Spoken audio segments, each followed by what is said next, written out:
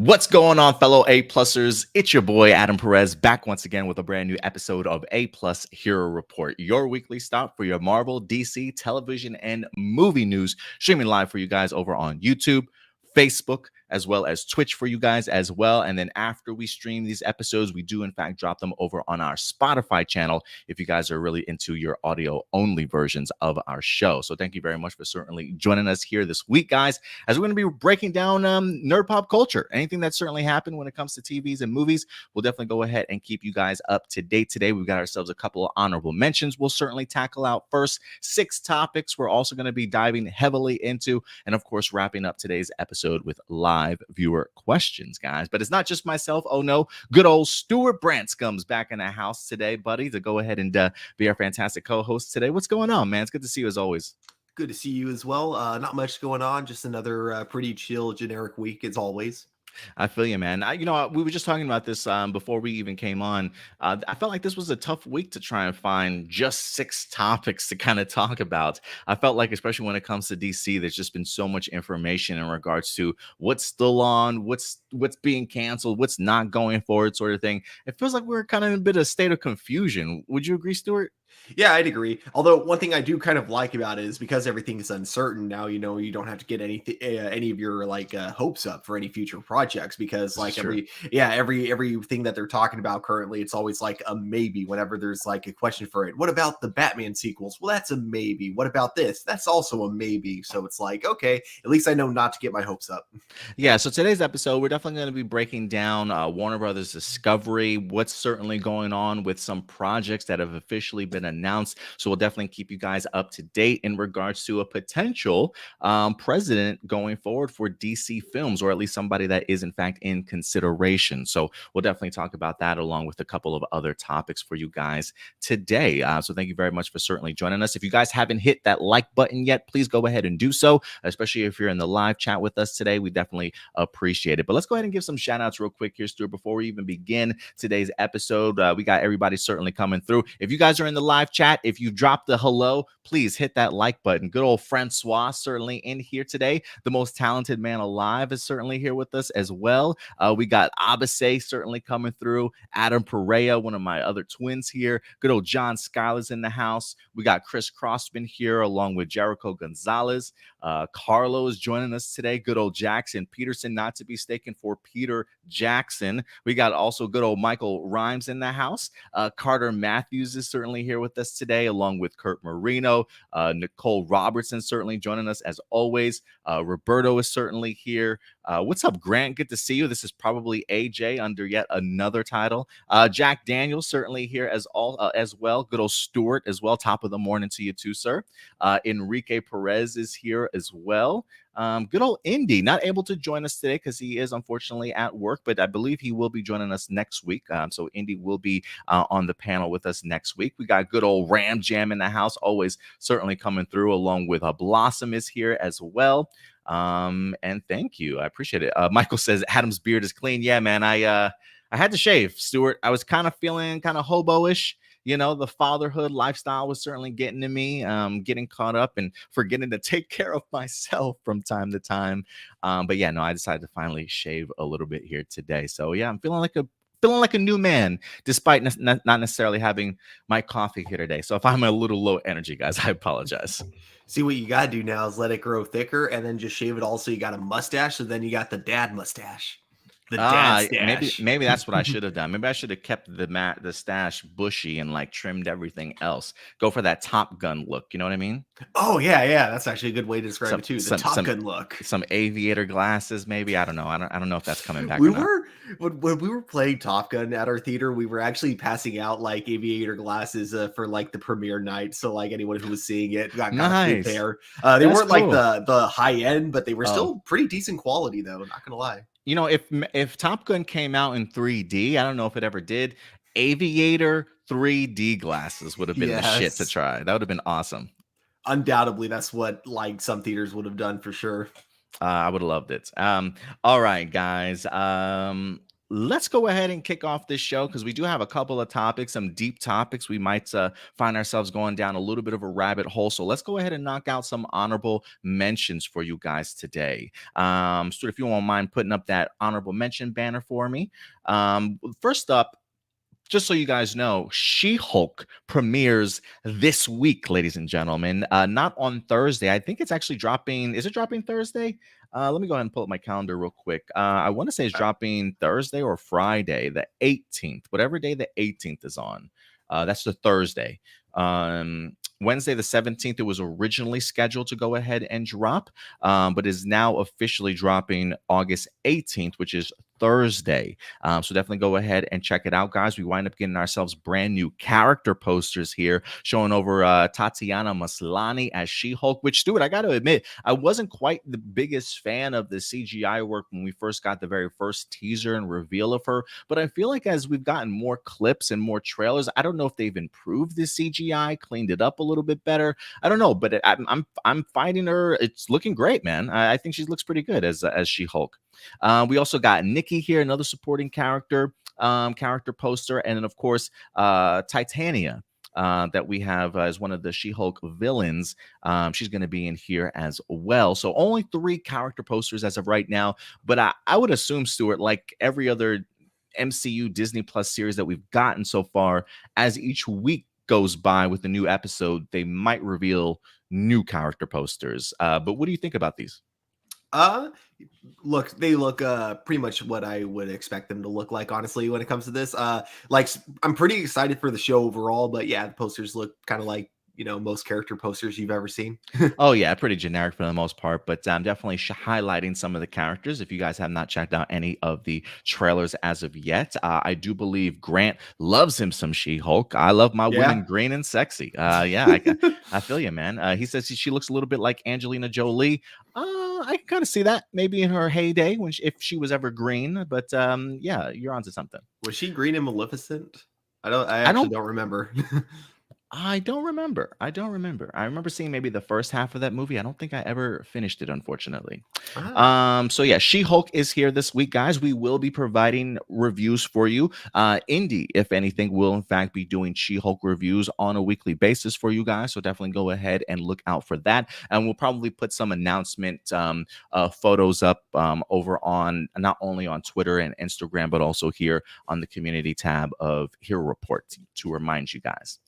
What else did we also get here this week? Oh, you know what, Stuart? I meant to add some other photos, and I don't think they got all of them because Ironheart recently dropped a bunch of brand new set photos. We talked about it. We did an individual video earlier this week for you guys to highlight Ironheart, as they are in fact showcasing some brand new costume designs from her, along with Anthony Ramos as the main character in Hood. So let me go ahead and pull up these photos. This is our first look at Ironheart here. If you guys didn't check the video we did earlier this week, this is from justjared.com, highlighting Dominique Thorne on the set of Ironheart as they're currently filming. Getting to see that, yes, some of it's certainly going to be a practical suit. Some of it's definitely going to be sort of motion capture, if you will. But yeah, we definitely get our very first look here at an Ironheart suit. Stuart, do you think that this is her base Ironheart suit, or do you think this is sort of like her next suit, or maybe even like an upgraded suit, sort of? I don't want to say quite like the Hulk Buster, but do you think this is possibly like an upgrade to her normal Ironheart suit? I think it's going to be a bit of an upgrade to her Ironheart suit that we're going to get, if we get it, in the Black Panther movie she's going to be in. But I don't think it's going to be like the main suit that she's going to have like going forward. I think that this is going to be slightly upgraded, but then by the end of the movie, they're more than likely, and I say this just because, you know, it's Marvel and they tend to go in the more like nanotech and just like kind of slim kind of designs. I do think that they are going to make this look a lot more like Iron Man by the time that the movie ends. I think this is going to be kind of a cool prototype at the beginning of it, which I gotta say, I absolutely love the design of this. And I don't know if you remember this, but a while ago when we were talking about predictions on what we expected the suit to look like, one thing I said that I wanted, but I wasn't sure if Marvel was going to do, is I wanted to see like kind of a suit that looks like it could have actually been, that like kind of looks like it could exist in real life again, like a suit that has some like, you know, practical shots in it as Right. well. And it looks like they did just that. Like they built a suit that's like both practical and CG, just like the very first Iron Man suit. And also like the very first Iron Man suit, it's one where I could totally suspend my disbelief and actually like believe a suit like this could exist in the real world, you know? Yeah, I think they did an incredible job with the suit design here. I don't know if this is an upgrade or not, or if this is the you know, the regular version of her Ironheart suit, or like you said, it could be a prototype. Like I get vibes of Tony Stark literally building this in the cave in Iron Man 1 a little bit. So Yeah. so I do wonder how upgraded it certainly is, but it's looking great so far. So we don't know exactly what suit we're going to see in Wakanda Forever, but again, this is from the set photo of the Ironheart series. And then they also went ahead and showcased good old Anthony Ramos. If you guys aren't familiar with Anthony Ramos, he was in fact in The Heights over on HBO Max, a fantastic musical that they had. He's going to be portraying the character the Hood, the mystical street level sort of villain, if you will, that I feel like probably gained a lot of popularity during the Marvel Now era of Marvel Comics. I mean, this guy in the comic books at one point in time has wielded the Infinity Gauntlet himself, and he also uses two pistols, if I'm not mistaken, as well. So, interesting choice in regards to villain here, as it seems we got maybe technology against the mystic arts a little bit here. So it should be it's interesting. But I feel like as far as costume design goes, simplistic enough. But that's the Hood's costume, and I think they nailed it. I love science versus magic storyline, so I'm excited. Yeah, it should be pretty good. So that is in fact Ironheart set photos for you guys. Ooh, one more thing about the costume. Go for it. It does kind of remind me of the Steel costume from Superman and Lois also. Yes, it kind of does, doesn't it? I'm glad you brought it. Does kind of remind me of that. I like that. It's a good callback. What else do we got here? Oh, Cobra Kai released some brand new photos here and a surprise return, Stuart. Listen, this is a return I did not expect to see. You know, I've been asking for good old Hilary Swank to certainly come back, but I will definitely take good old Matt Barnes from Karate Kid 3. What an asshole, Stuart. Yep. Him and Terry Silver, what a combination. Asshole on top of asshole. But Mike Barnes is back. I mean, the fact that they were able to get this guy to certainly return, absolutely incredible. I cannot wait to see the animosity that's gonna build, because I felt like, you know, yeah, there was definitely animosity in Karate Kid 1 with Johnny, but I always felt like Karate Kid 3 was just on a whole nother level of douchebaggery. Mhm. And Mike Barnes definitely represents that. So the fact that he's back is just another villain that the rest, Daniel and the rest of the gang, have to certainly look out for. So not only did they reveal Matt Barnes was going to be back, but we did get some great photos as well from this upcoming fifth season. That is, I believe, that drops this year. Is that correct, Stuart? In September, right? Yeah, it's coming soon. I'm excited. Yeah, definitely coming soon. So you get to see the blending of the Cobra Kai and the Miyagi Dojo crew as they finally have all come together. And Cobra Kai is up in the ante now that they have certainly won at least one half of the tournament. It looks like they've got a little bit of a budget now. They've got some LED screens. They got some brand new lights. They're looking extremely badass in here. But and then yeah, of course we had to show you a picture of Jolo Maraduena. That yes, he is in fact in this season. I know he's off playing Blue Beetle right now, but he is in this season as well. What do you think about these photos, man? Are you hyped for Cobra Kai season I'm 5? very hyped for Cobra Kai, and yeah, I agree with you. They're on two very different levels because what happened between Johnny and Daniel, that was just kids getting into fights the way that kids do. What happened with this guy and Daniel? Well, that was just full on assault, pretty much. Yeah, Like yeah. Daniel did not deserve any of the antagonizing this guy was doing to him at all. Whereas like with Johnny, you could at least debate that okay, well, he did kind of start some shit with him in Karate Kid 1. So you can kind of see both sides to an extent. Obviously, I don't fully buy the whole Johnny was the real hero in Karate Kid 1. I don't buy that into that, but I do buy that they were children and, every kid thinks that they're the hero in their own story. Absolutely, absolutely. So yeah, guys, definitely go ahead and let us know your enthusiasm for Cobra Kai season 5, especially with the return of good old Matt Barnes. How are you guys certainly feeling about it? But I'm yeah, man. wondering if Matt Barnes is going to betray Terry the same way Terry betrayed what's his face, the other sensei. Damn it, I'm drawing a blank right now. I don't know how I forgot his name, but the main villain Yeah, from I Karate know what you're Kid. talking about. Yeah, I know what you're talking about. All right. Other than that, the last honorable mention that I do have for us guys comes from the world of good old Power Rangers. I like to go ahead and give a quick shout out to the A Games 10 here. Earlier this week, he did go ahead and reveal to us the upcoming episode descriptions for Dino Fury season 2. He's always really great about hunting down this information, as it seems as though other countries will in fact be getting the remainder of season 2 maybe earlier than we certainly are. Mentioned the idea of Canada maybe getting them beginning September 3rd. I believe they've already been airing elsewhere also, as we still await the announcement of good old when the release date is certainly going to be for Dino Fury season 2. But Stuart, let's go ahead and dive real quick into these the episode descriptions here for Power Rangers Dino Fury season 2 part 2.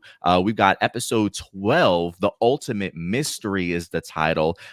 This says, when Jane vetoes a Buzz Blast story on Bigfoot, Amelia tells Stan and Annie to bend the rules to do it anyway. Damn, Amelia.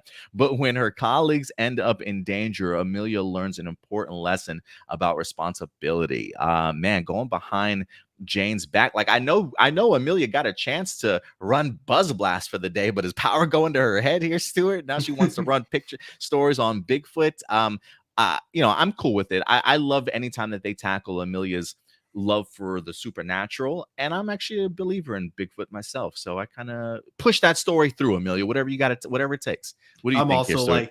I'm also like a real big fan of like kind of Bigfoot stories. Me too. I don't know how many of them I believe, but there is definitely a lot of legitimacy to a few of them. But it's like what's interesting to me about Bigfoot is that it seems like of all the different urban legends out there, that seems like the most likely to be the case, because it does make sense that if there is this rare species out there, that they would live in hiding, and it makes sense of why it would be so hard to find like actual evidence of it. I don't know if I would go as far to say as I believe in Bigfoot yet, but at the same time, it's the one that I think has the most legitimacy behind it.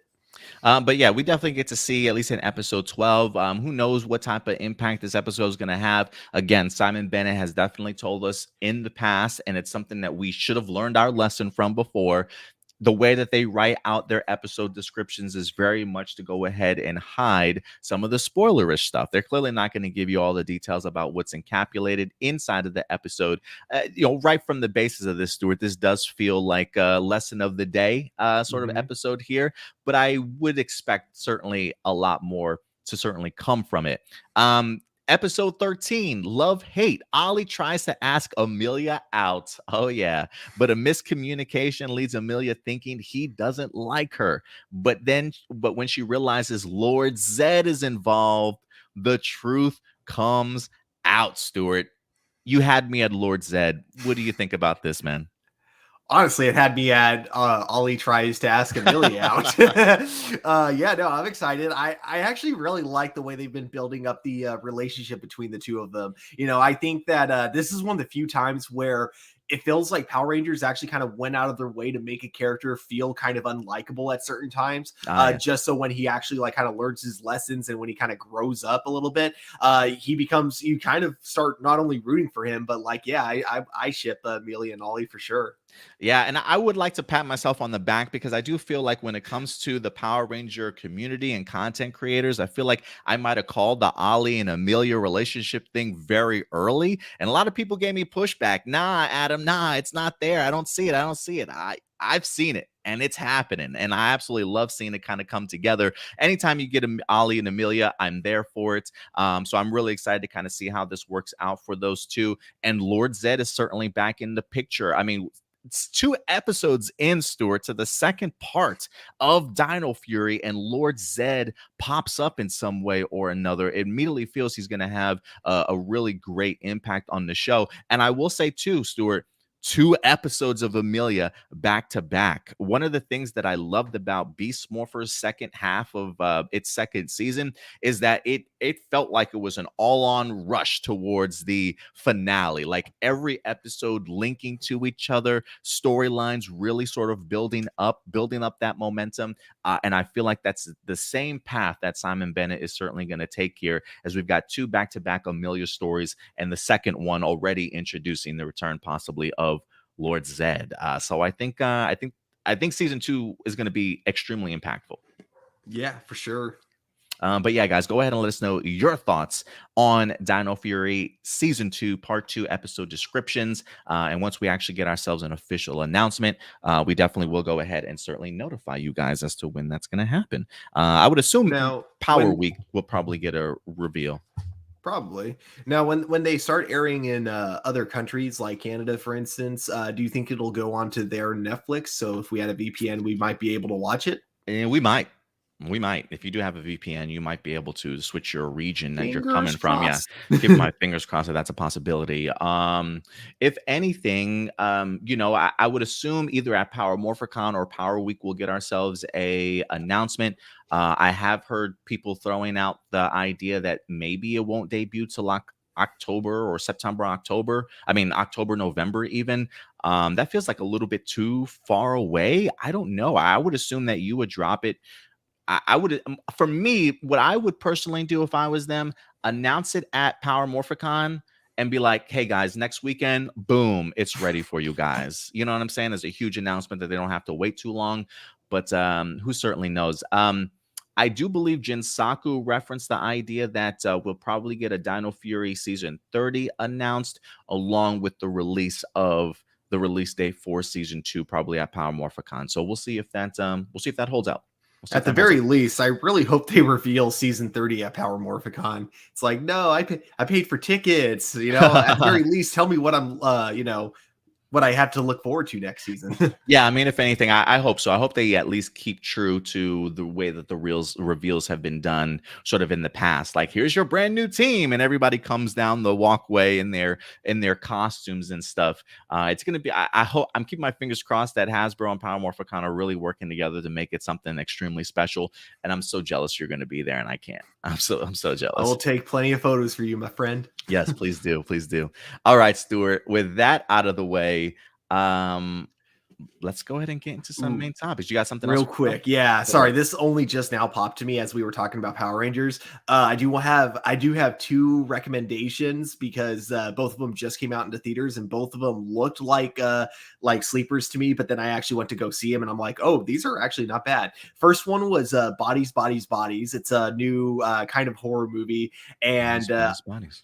I'll say this, it's funny because I predicted the ending from watching the trailer. When it comes to the plot, it's kind of it's kind of a funny plot that I think a lot of people will love. When it comes to the story, I think it's kind of interesting because it feels like more than anything, it's like a story of mental health in a lot of ways. I don't know if that was on purpose or not, but it's a fun movie, basically. Okay. I really enjoyed it. The other one, also a really fun movie, but this one's more of an action comedy. Bullet Train. Have you checked it out yet? I literally just went to the movies on Friday night. Me and the girlfriend checked out Bullet Train. I had so much fun. It was so entertaining to me, man. I really had a blast checking it out. Awesome. And I think, what did you think of it? Did you like it? Oh, I loved it. Yeah, that's why I had to ask, because I'm like, dude, if you haven't seen this, you got to see it now because it was awesome. And then I love that we got Yoshi Sudarso in it in the flashback. Speaking of Power Rangers. For who? Oh, that's right. Yeah, Peter yeah. Sudarso. That's right. Yeah. I was real surprised to see him in there also. I was like, oh, it's like that. Oh, not Peter. I'm sorry, Yoshi. Yeah. I was like, that's Yoshi. Oh, snap. I thought it was so cool that he got himself a role in that. I thought I remember seeing him on Twitter promoting it or mentioning it, but I honestly forgot that he was in it until he wound up popping up in the flashback sequence. So yeah, I thought that was pretty cool. And I will also say too, Stuart, I have not been the biggest fan of Aaron Taylor Johnson's But I really enjoyed him in this movie, along with his twin, if you will, or his brother. I thought Aaron Taylor Johnson actually did a pretty good job. Maybe the key to him like unlocking his full potential is to get him to stop hiding his accent, but Yes, rather bro, over exaggerate his bro. accent. I was thinking the same thing watching it. I was like, why do I like him in this role and not other ones? I think it's the accent. If he just goes with his natural accent, I can really dive into him as an actor and really like believable for some reason. But when he does an American accent, like for some reason, I'm just completely out of it. I was literally thinking the same thing watching it. Like, is it the accent that's doing it for me now? Like, that's his natural voice. Yeah, I think it might be. And then Wow. it's kind of like with Jai Courtney, like the same thing with him. Like I don't really like him in a lot of his movies, but I liked him in Suicide Squad, the one time where he's Mm. actually using his Australian accent. And it makes it. I will look. I still have no faith in Craven the Hunter, but I will say this at least opens my eyes a little bit more to maybe what Aaron Taylor Johnson's performance could possibly be. I'll just leave it at that because I'm really still not super hyped for that film, but I will give him a chance just because what I saw from him in Bullet Train this time around. All right, guys. I think that will, in fact, wrap up our honorable mentions for today. If you guys haven't checked out Bullet Train, please do so. I've checked out Bullet Train and I still haven't seen Thor Love and Thunder. What is going on with me? I You still haven't seen Love and Thunder? still have not Ah, seen it, it's bro. kind of surprising. Still have not seen it. I don't know why. I guess maybe I think maybe the reaction from so many people might have taken the wind out of my sails, you know? Fair enough. And I'll just watch it when I get the chance, I guess. All right, Stuart, let's get into today's topics because there are plenty of them and it's going to be a deep dive because believe it or not, the world of Warner Brothers Discovery is still taking over the world right now. There's so much confusion as to what's in, what's out, what's getting greenlit, what is still certainly on the back burner here. And with the new CEO, David Zaslav, he has been axing things down at its knees, canceling things, trying to save his company at least about $3 billion. And wherever he can certainly gain that relief from, he definitely will. So I know there's definitely a lot of questions still out there in regards to what's happening with a lot of these DC projects. Today, ladies and gentlemen, we are going to go ahead and get into it for you. We've got two articles here that we're going to be breaking down very heavily to really give us an idea of what's going on behind the scenes, what sources are saying, what people at Warner Brothers Discovery is letting us know to get us updated, Stuart. So are you ready to go ahead and do this deep dive with me, sir?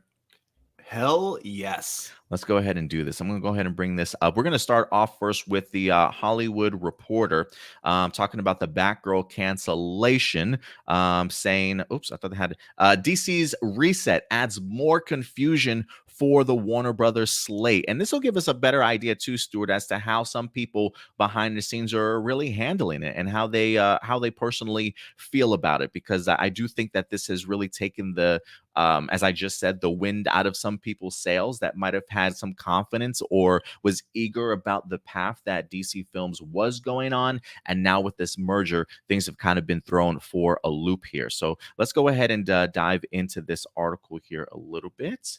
Let's see here. We've done a reset. That's how Warner Brothers Discovery CEO David Zaslav described DC on August 4th, which we certainly went ahead and talked about. Zaslav took digs at former Warner Media CEO Jason Kyler's strategy of developing straight-to-streaming films. We are going to focus on quality. We're not going to release any film before it's ready. DC is something we can make better. So definitely very excited for it. Whereas Walter Hamada, the current DC Films president, nearly exited after learning of the shelving of Batgirl before being convinced to stay on at least until the release of Black Adam. Before Warner's sale to Discovery, it does say that Hamada was gearing up to release 3 to 4 films a year. The executive was brought in back in 2018 to chart a new course for DC. I mean, you remember that, Stuart, right? Like when they had the DC fandom, I think it was me, you, and Indy talking about Walter Hamada's plan, really, of embracing sort of the multiverse a little bit. How they were going to try and make 3 to 4 films a year. I think for the most part, we were kind of all behind that idea. Yeah. If it meant like we could have our cake and eat it too, for sure, because then we could get like a fully developed Batman that goes into the DC extended universe along with our new Batman up and coming with Robert Pattinson. It on paper, a lot of the ideas that Walter Hamada brought up actually sounded like they could work really well. Yeah, I was really looking forward to him. I was really was. He says Hamada's plans were said to have included a Crisis on Infinite Earths event, a take on the seminal DC comic story that was adapted for TV on the CW. Rumors circulated about introducing the Secret Six, a villain team that in the comics have been Suicide Squad's antagonists. More concurrently, Warner had films based on Supergirl, Green Lantern Corps, Static Shock expected in the next few years, plus a J.J. Abrams produced Black Superman film from writer Tanishi Coates.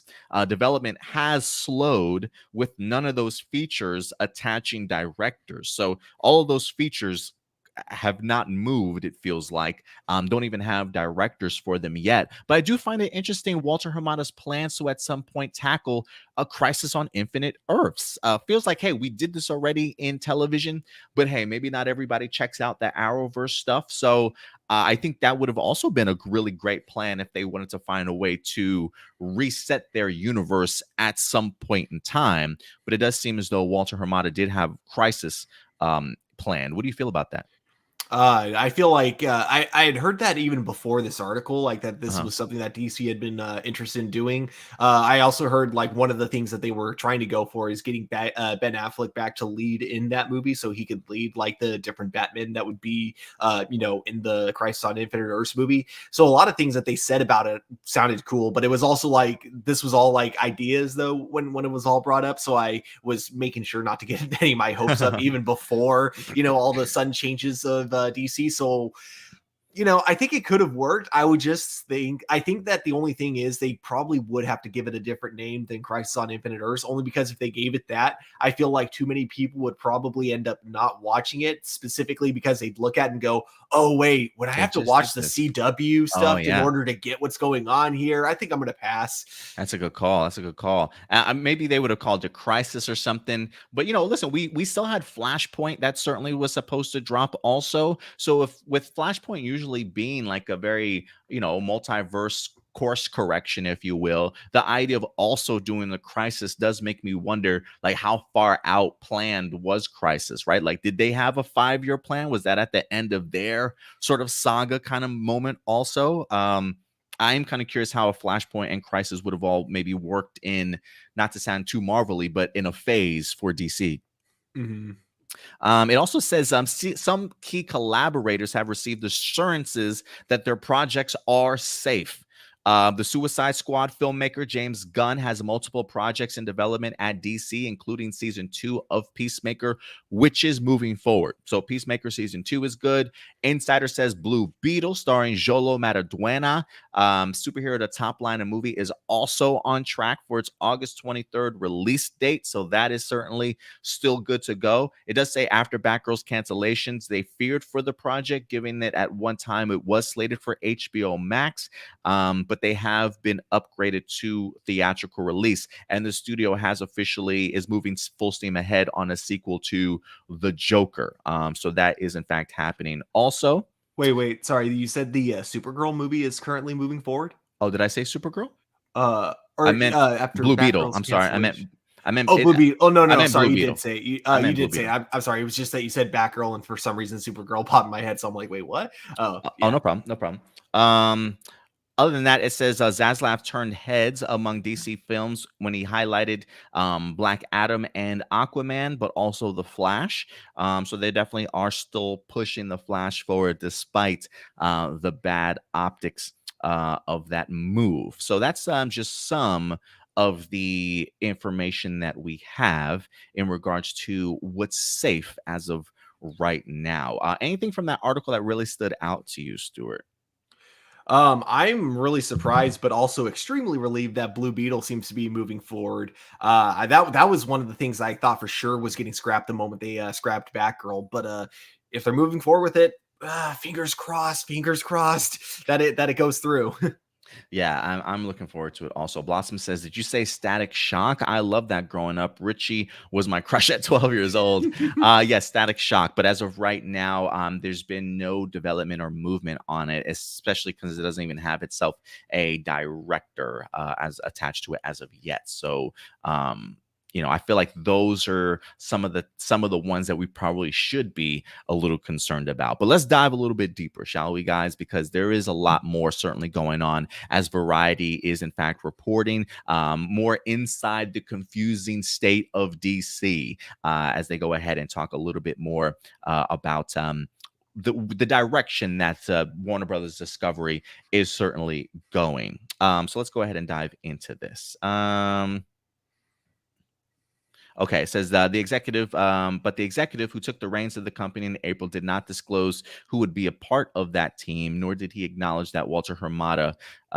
Okay, because they were talking. Zaslav made public what had been reported and rumored for months, that the company had restructured to create a team with a 10-year plan focusing just on DC that would be similar to the structure that Alan Horn and Bob Iger put together very effectively with Kevin Feige at Disney. But the executive who took the reins of the company in April did not disclose who would be a part of that team, nor did he acknowledge that Walter Hamada, the executive who leads DC Films unit since 2018, actually has a long-term plan for DC's cinematic universe and has been in the middle of implementing it. And while Zaslav's newly announced reset for DC appears to dismiss Hamada and his team's preparation, the lack of specifics and some mixed signals have created an atmosphere of confusion and rampant speculation over the future of more than a dozen DC films and TV projects in the pipeline. That's exactly what we just talked about, Stuart. So some things that are definitely going our way. It says, as it stands, only one new DC feature project currently has a green light post-merger, and that is in fact Joker 2, which is scheduled to hit theaters in 2024. So that is greenlit. That is going full swing. Both Joaquin Phoenix and director Todd Phillips are believed to be getting $20 million paydays, and new co-star Lady Gaga getting a $10 million payday. It does say that they believe the sequel will roughly cost about $150 million to produce. It says they also talk about the Batman, which earned $770 million globally in the pandemic environment. Writer director Matt Reeves is on track for a sequel with Robert Pattinson, but the project remains in development and does not yet have a green light. Any future film is years away, Stuart, is what they say. It says several other DC projects have been in development for years: Wonder Woman 3, the Black Superman movie, Zatanna, Static Shock, but there haven't been any substantive updates on these films since news first broke. So we're very much in limbo with these titles that we just revealed. And then when it comes to the Batman, the sequel to the Batman, Stuart, it seems has not been greenlit yet. That's kind of astonishing to me. Are you worried about this movie now? Slightly. I'm worried that they might want to re-envision Batman into a more like marketable cinematic universe type of way, which I think So you in could. other words, keep Ben Affleck. Yeah, well, like here's the thing. I feel like if they give Robert Pattinson his own trilogy where he doesn't interact with any of the other DC universe, just give him a trilogy to fully develop on his own. I think once you do that, just put him in the DCEU. I don't think there's any reason to Mm. start over with Batman. You got a perfect Batman. Just, don't worry about rushing him into the DC extended universe quite yet. Let him fully develop. Let him become his own Batman first. I do wonder if this is a case of um a wait and see approach. Like once we get our 10-year plan in mind, or we have a better understanding as to where we want to go with some of these characters, Maybe it's a case of, hey, Matt Reeves, we really want you to tackle this next Batman film, but there may be some rewrites, or maybe the direction in which we want you to take the Batman might significantly change, maybe to fit what you were saying, Stuart, in the sense of we eventually want to include him in the DCEU in some way or another. So if you had ideas for a Batman 2, Matt Reeves, hold off on them real quick. Yeah.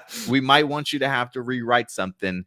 So maybe that's what they're certainly waiting on, because it's hard for me to imagine that a movie that did make $770 million at the box office for you, that was a fantastic movie. Robert Pattinson crushed it along with Matt Reeves's writing skills. I just think, if anything, you got to hold on to these guys, but we'll For see. sure. So that was pretty startling from that paragraph alone, Stuart. Okay. We also have going forward, and again, those other movies, Wonder Woman 3, The Black Superman, Zatanna, Static Shock, all of them very much in limbo right now. So let's not hold our breath on those films as of right now, I would say. Meanwhile, the idea of launching straight to streaming DC branding films appear to have been abandoned, or at least imperiled, with the cancellation of Batgirl. It says Blue Beetle, which features the first Mexican-American big screen superhero, had originally been a part of this strategy, but even before Zaslav took the reins, the film pivoted to the release date. I think that saved it, Stuart. I really do think it saved that, because I do believe it was really made to be a bigger budget film, maybe. But it does say, but Batgirl won't, after a disappointing screening of a 10 weeks director cut led to middling test scores. Insiders point out, however, that practically all movies are in rough shape that early in post-production, and Batgirl was designed to be watched on television, not a big screen, so it lacked the kind of gargantuan set pieces that could have goosed its scores. So it was on a big screen, but felt like a smaller screen property, is what they're saying.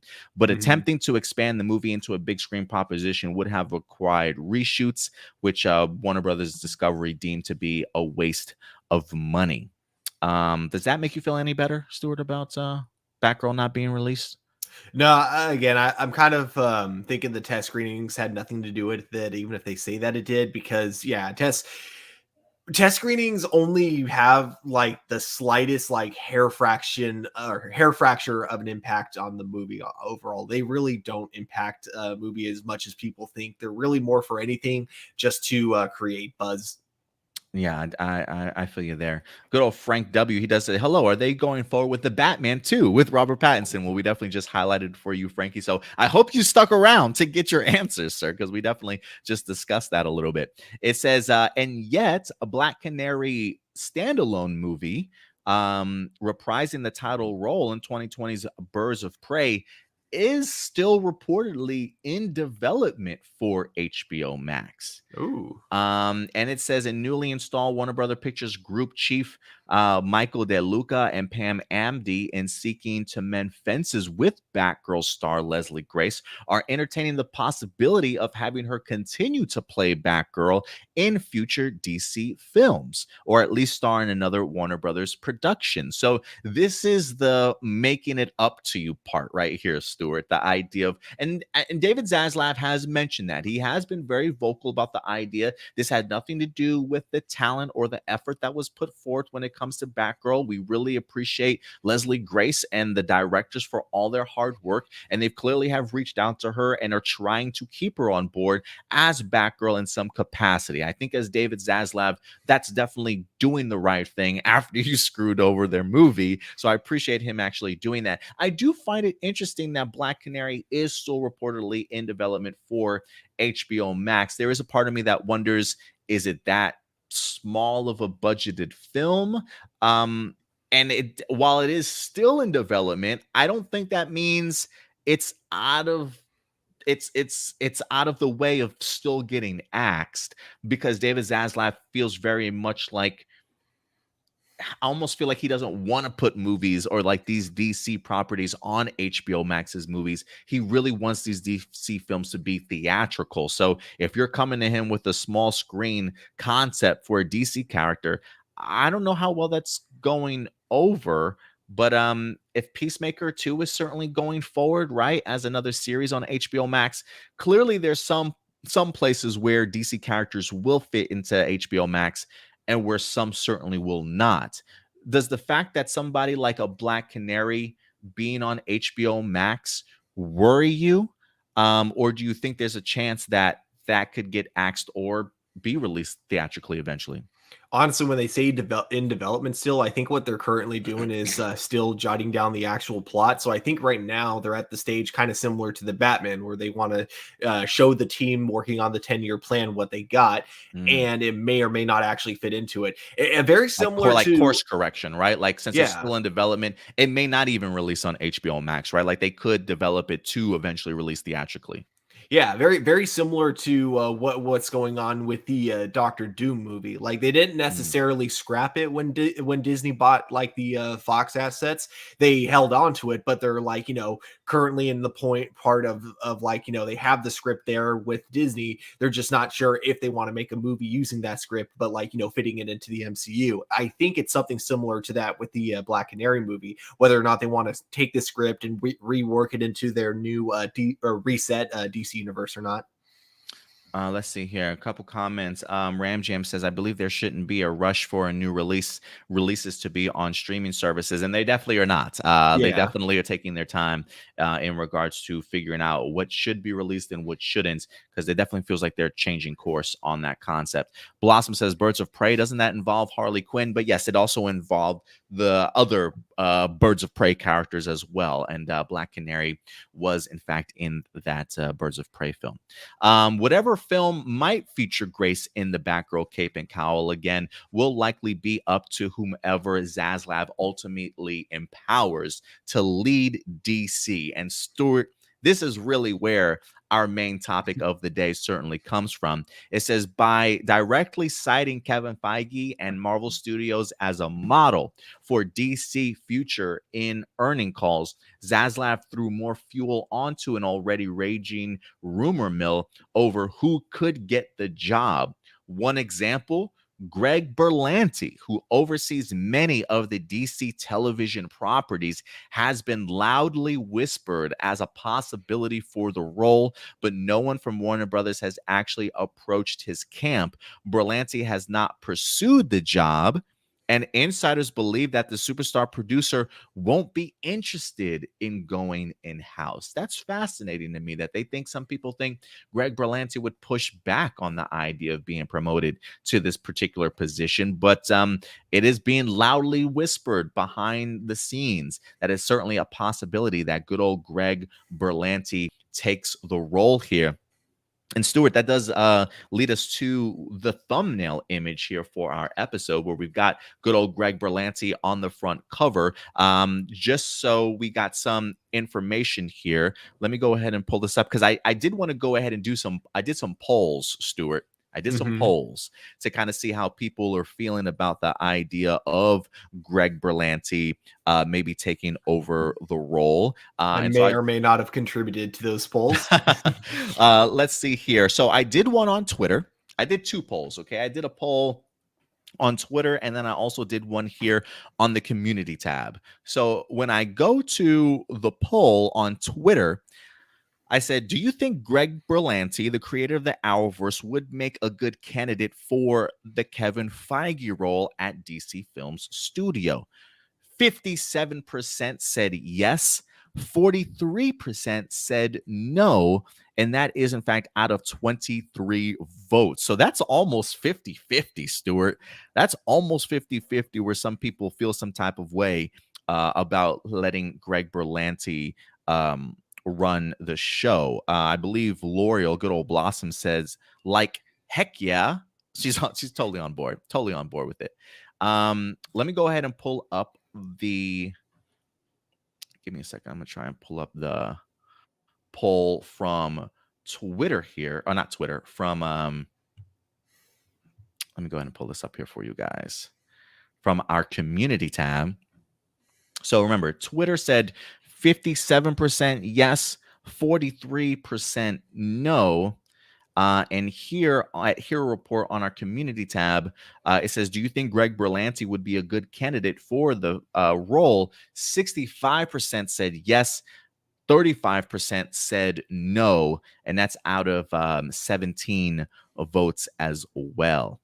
Christopher Throbbin says no, keep them away, and Blossom very much on board with it. So more yays than nays, but in certain areas of social media, wherever you find guys, it definitely will differ for sure. So let me go to you, Stuart. I will go ahead and get your thoughts on this first. Good old Grant says, I'm down for Greg Berlanti to join the DCEU. I have no issues because I'm not an a-hole or sensitive. I mean, hey, I'm sure everybody's got their reasons for sure.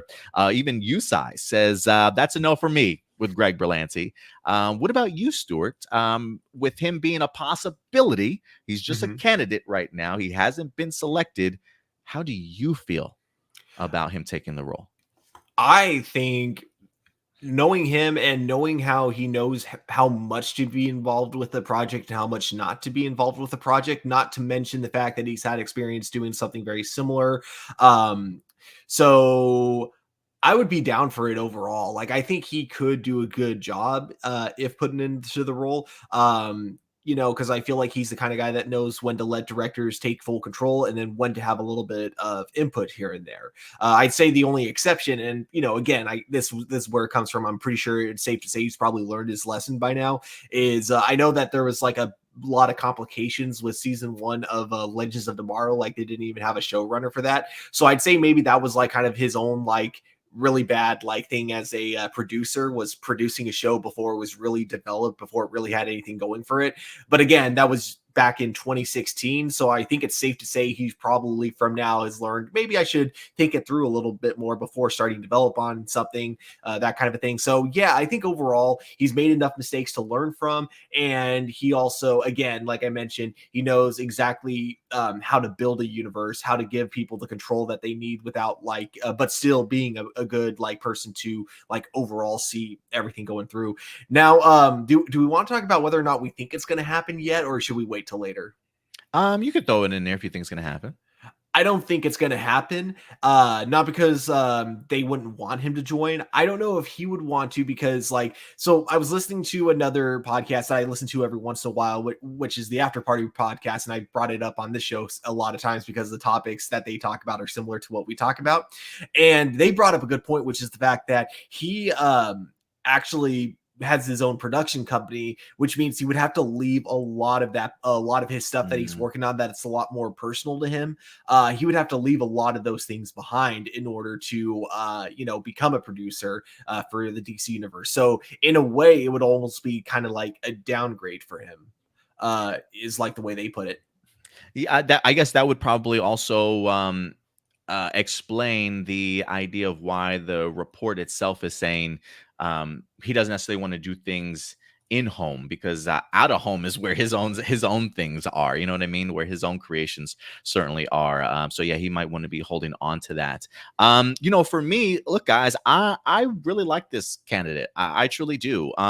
This is something I personally would like to see. Whether or not it happens, that I certainly don't know. But I think Greg Berlanti, like, for me, my thing is, I've heard a lot of people talk about the idea of, TV is vastly different from filmmaking. And while I definitely do agree with that, to immediately sort of put a barrier on somebody's ceiling, it just seems off to me, when we've had plenty of people in this world that have gone from television to movies quite successfully. I mean, you could the Russo brothers came from television, and they wind up creating some amazing Marvel films. Kevin Feige wasn't even Kevin Feige before he became the Kevin Feige that we know him as, even though he was out there producing Marvel films at the time. I believe he was probably attached to like the early X-Men and like Daredevil and Ghost Rider movies and things like that, right? So he definitely got his feet wet, but somebody had to give him that opportunity to be like, hey, we really want you to help sort of shepherd in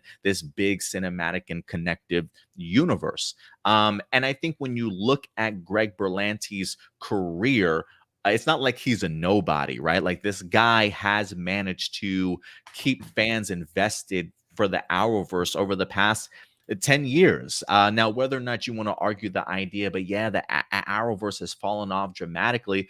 Of course, it's going to fall off dramatically, especially with how things have been changing over the years.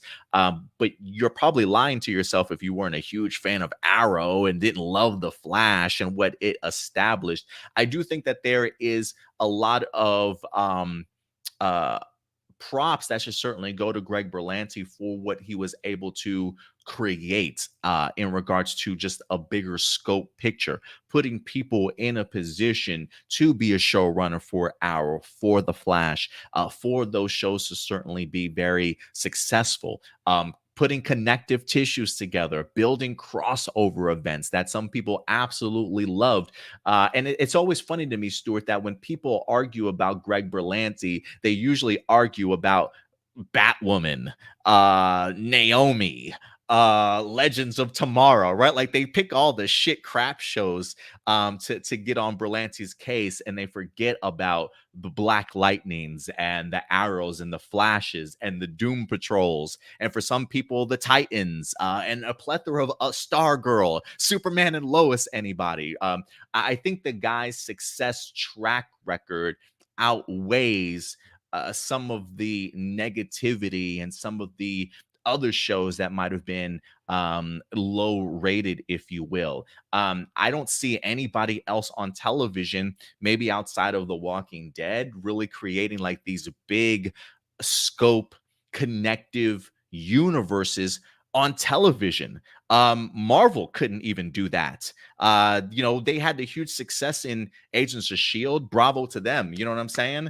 But when it comes to creating what Marvel did on a cinematic concept in a cinematic world, Greg Berlanti just did the same thing for television and made it made it relevant in our eyes for the past 10 years. I don't think that's anything to sneeze at whatsoever. And to me, I would think that because of that success, Berlanti not only knows people in Hollywood, I'm sure he's got connections of his own. He was working with a CW budget, Stuart, and he still managed to create what he created. And I think if you give this guy a theatrical budget and you gave him parameters, and you've got somebody like an Alan Horn who helped Bob Iger and Kevin Feige shape Marvel Cinematic Universe in a direction. I think if you got an Alan Horn in Greg Berlanti's ear and you're really directing him in the right path as far as creating, putting together a huge world, connectivity, and finding the people directing and writing wise to tackle these DC characters that he's a big fan of, mind you, that he knows on the insides and outs.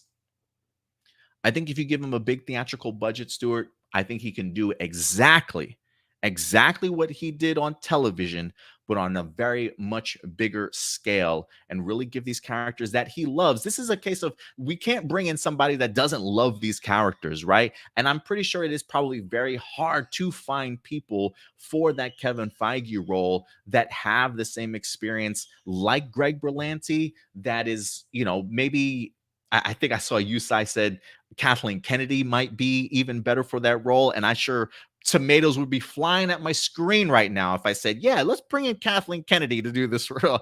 No. Even I do not want Kathleen Kennedy in here, because I do think at the end of the day, Greg Berlanti knows these characters. He knows the DC universe. He knows how to create big connective universe and the tissues that go with it, and all the people and placing people to create those characters in that world. Again, he's not writing this stuff. He's not directing this stuff. His idea is to help shape a gigantic story and a connective universe and put people in places that know how to go ahead and do that.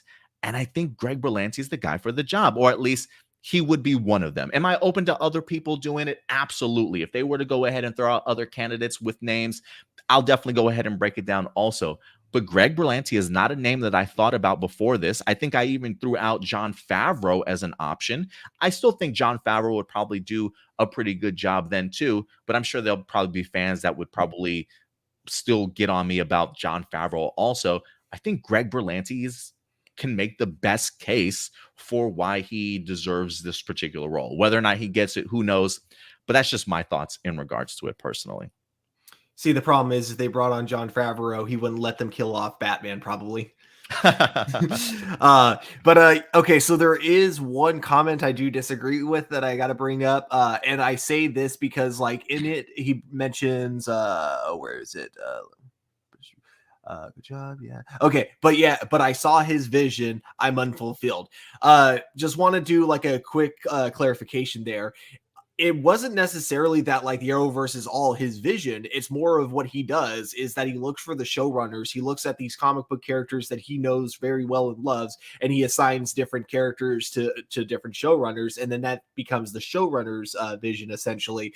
So yeah, he has input on it, but it's mostly not like his vision for these shows. And were there some like kind of rough spots there, like depending on who you ask? Yeah, like there's a lot of people that really don't like Batwoman. So you could definitely argue that who he put in charge of Batwoman maybe wasn't the best decision. But on paper, even if you don't like Batwoman, which, again, I made my thoughts on Batwoman pretty clear. I wasn't the biggest fan of seasons 1 and 2, but I actually thought they ended on a really solid note with season 3.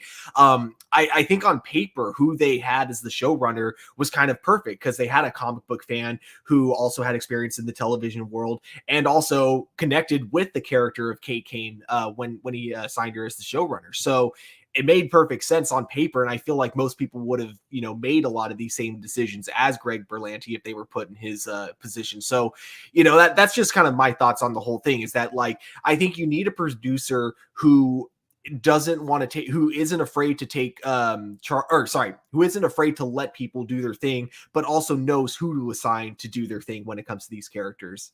You know And what I just mean? yeah, no, I Yeah. totally get you. And I do want to correct myself because I misinterpreted Yusai. He did not say Kathleen Kennedy would be better. He said she is more qualified and she has a track record from her job because you can hate those films, but you'd be lying to say that their films aren't more. So yeah, qualified. Is she qualified? Absolutely. I mean, Oh, she's qualified. I think that was part of the sentence that he couldn't finish because like YouTube limits how much you can say. So I think it was more successful than any of what WB is doing. Oh yeah, absolutely. That I would definitely agree with you, Sai. I do think that she's certainly qualified for the role, but for me, when it comes to it, I don't necessarily know if she knows the characters. You know what I'm saying? And people, if anything, Stuart, while the films have been successful, people have even questioned her producing skills when it comes to at least Star Wars. Maybe not putting the right people in charge of projects, right? We've had people left and right wind up quitting Lucasfilm or them having to certainly be replaced. So while, yes, the films are certainly doing okay, as far as her producing role, I think it can come into question that when it comes to Star Wars, maybe because of the fact that it's a property that she's not, I don't want to say she's not too familiar with, but doesn't quite know, maybe like a Greg Berlanti knows DC. And I do think that that's maybe where the difference would certainly come into play. And he says, he turned Arrow into Batman Light. Let's not try and act like that wasn't the case. I'm not saying that wasn't the case. I just don't know if it's Greg Berlanti's call as to whether or not he can use Batman or not. Right. So I don't necessarily know he gets to say, yeah, I want to use Batman. Let's do Batman. I think if anything, it's probably Warner Brothers saying, hey, we can't use Batman. So if you had to create anything else, Greg Berlanti, who would you utilize? Creating an Arrow that went on for 8 seasons, I think is rather successful. So, Mhm. Whether you felt he was a Batman light, I don't think it was his choice whether he could use Batman or not. And given the character, I think he put the people in the right position to make the show successful. I think that's exactly what he's saying. Yeah, the thing is with Green Arrow, if they wanted to go with like a more comic book accurate version where he's like very much filled with like a lot of jokes and that kind of stuff, I don't know if that would work really well on television. I think you gotta like the problem is like I don't know if the Green Arrow mythos would work well for an 8 season television. Like definitely I could see it working for a few seasons, but at some point it's like you're gonna run out of enemies and you kind of got to start relying on Batman villains at some point because you know Batman has like the biggest freaking plethora of enemies. You know what I mean?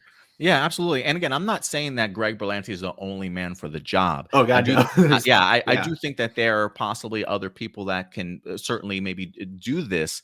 But considering it wasn't a name that I thought about, and once it got brought up, I mean, when you look at the bigger scope of what he's managed to create, I think that speaks volumes more than anything. And I think sometimes we tend to look at the CW budget and think he's just going to give us what we got on CW onto the big screen. And I just don't think that's the case. I think he certainly has shown his worth. And I think it was even who else was in here? Grant said, look, he also gave us some of my favorite CW supernatural shows that came out before the Arrowverse, right? Like, so he's had his stake in a ton of great content out there in regards to creating, having a vision for, and having people implement their visions and putting together some great work. And so I do think that he deserves some sort of recognition in that sense. Final thoughts on the thing, and then I promise we can move on.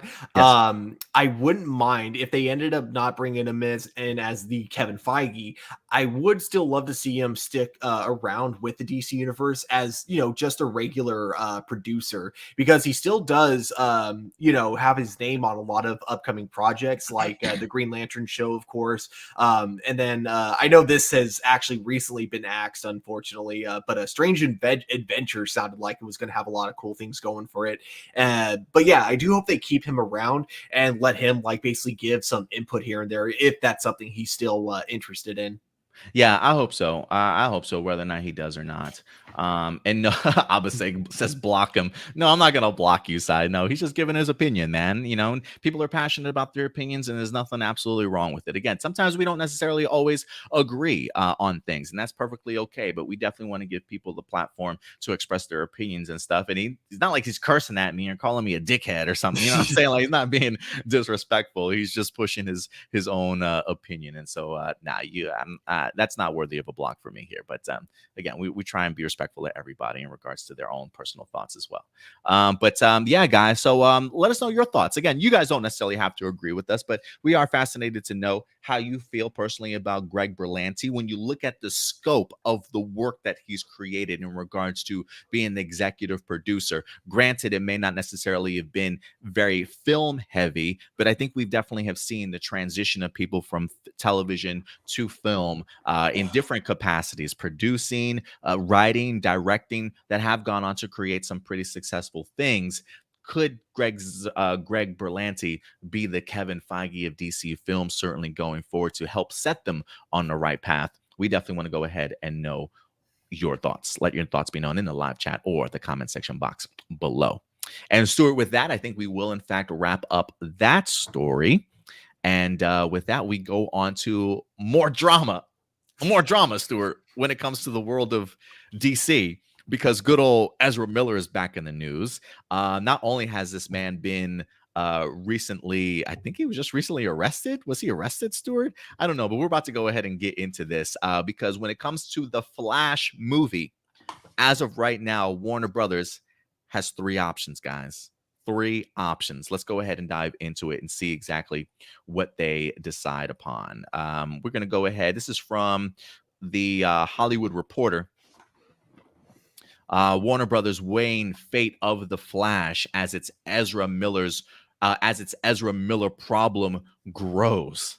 That's not even a hyperbole, man. It says the fate of Warner Brothers, The Flash, hangs in the balance as actor Ezra Miller continues to make headlines for controversial behavior, and various arrests and outright shelving of the film is not off the table, though it would be a last resort. Warner's and its new parent company, Warner Brothers Discovery, had hoped to avoid the line of fire because its big budget DC superhero tentpole isn't scheduled to hit theaters until June 23rd of next year, but the pressure is mounting by the day. Zaslav, you only got 365 more days to go, bro. Maybe you can get through this. On Monday, the actor was charged with a felony burglary. And on Wednesday, Rolling Stones reported that Vermont's Child Services Department is attempting to locate a mother and 3 children who have allegedly been residing at Miller's farm in the States. Stuart, this is sounding so cultish to me, bro. It's unnerving, honestly. A source with knowledge about the situation says the studio appears to be preparing for 3 possible scenarios. First, Warner's has received indications that the 29-year-old Miller, whose mother has accompanied the actor in recent days, will seek professional help after returning home to their farm in Vermont after being away.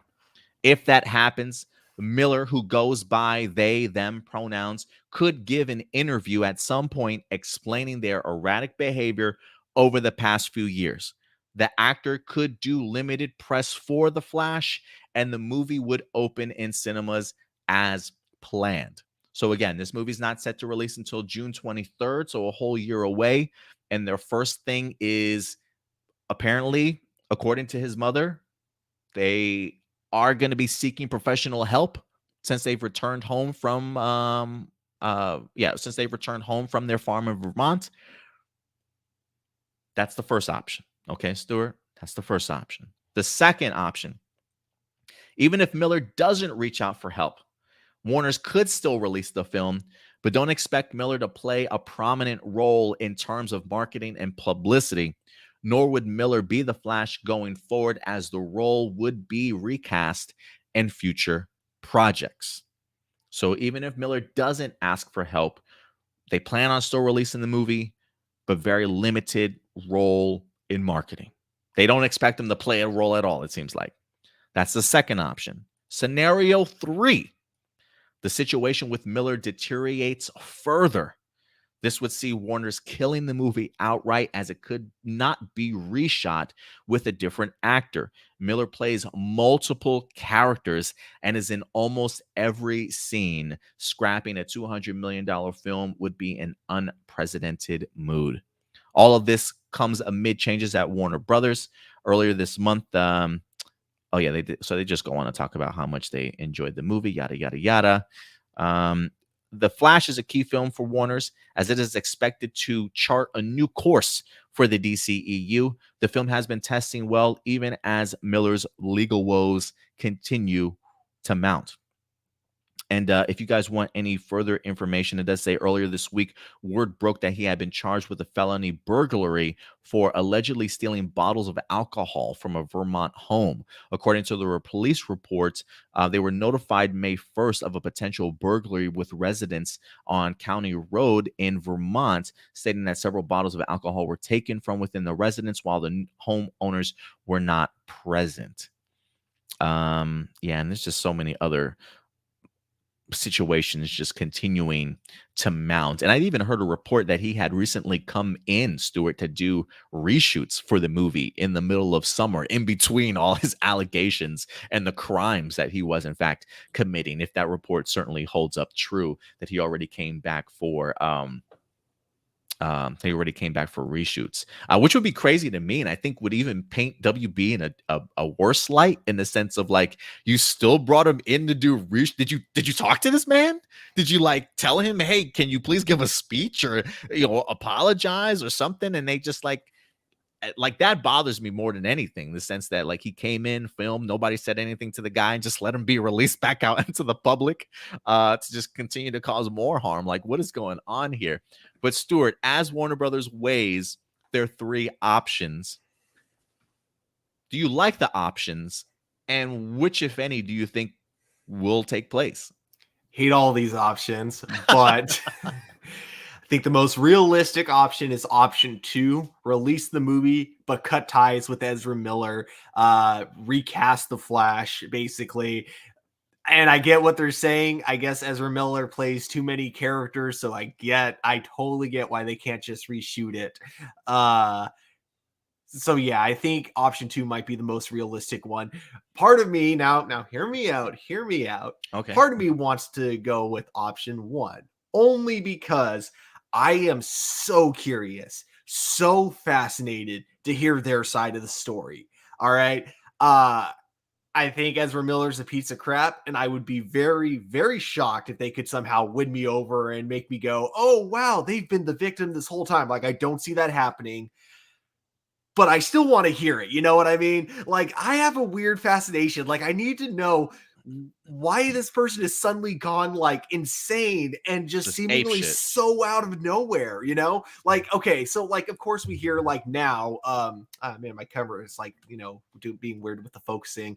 But okay, obviously we hear now that like oh, there were problems that Ezra had on sets of other movies. But we're only hearing about that now, and not to mention compared to the shit that they've been getting accused of in this last year, the stuff that they're talking about with them being a pain in the ass to work with on set seems almost nothing that could imply that they were this insane though. So yeah, again, I just want to hear an interview just to get the like full on their side of the story pretty much. So that's why a part of me wants to go with option 1. I think option 2 though is the most realistic one they should go with.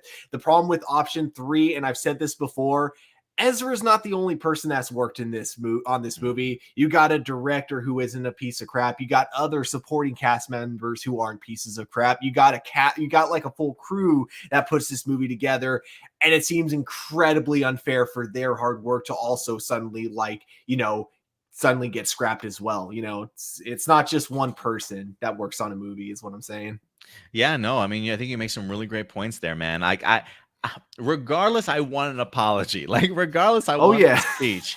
Like regardless, I would like to know what's going on inside this man's head. But I think we're all fascinated by like cult leaders and why they do the things that they do. Not to say he's a cult leader, but he's getting to cultish territory. It feels like, my guy. And so I am curious to hear what Ezra Miller would certainly say. But I would agree with you. I think if there are any plausible options that would probably happen. Look, one of the things that we continue to say around here, Stuart, is regardless if this movie comes out, Ezra Miller needs help. So if his mom is being truthful in the sense that, look, he's going to be seeking professional help, bravo to him. I hope he does. I hope he pulls the trigger. I'm not going to be holding my breath anytime soon, but I do hope that he certainly does go and get the help that he needs, and eventually lets us know what's certainly going on in his head.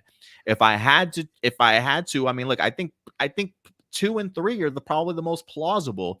It is hard for me to see them completely scrap it though. So I do think that Warner Brothers will try everything in their power to truly make this film work, especially the way that people have been ranting and raving about it. And yes, even though he is in every single scene, you can't reshoot the entire movie. I do believe that there is a world. And again, we haven't seen the script. The movie is still a year away from being released.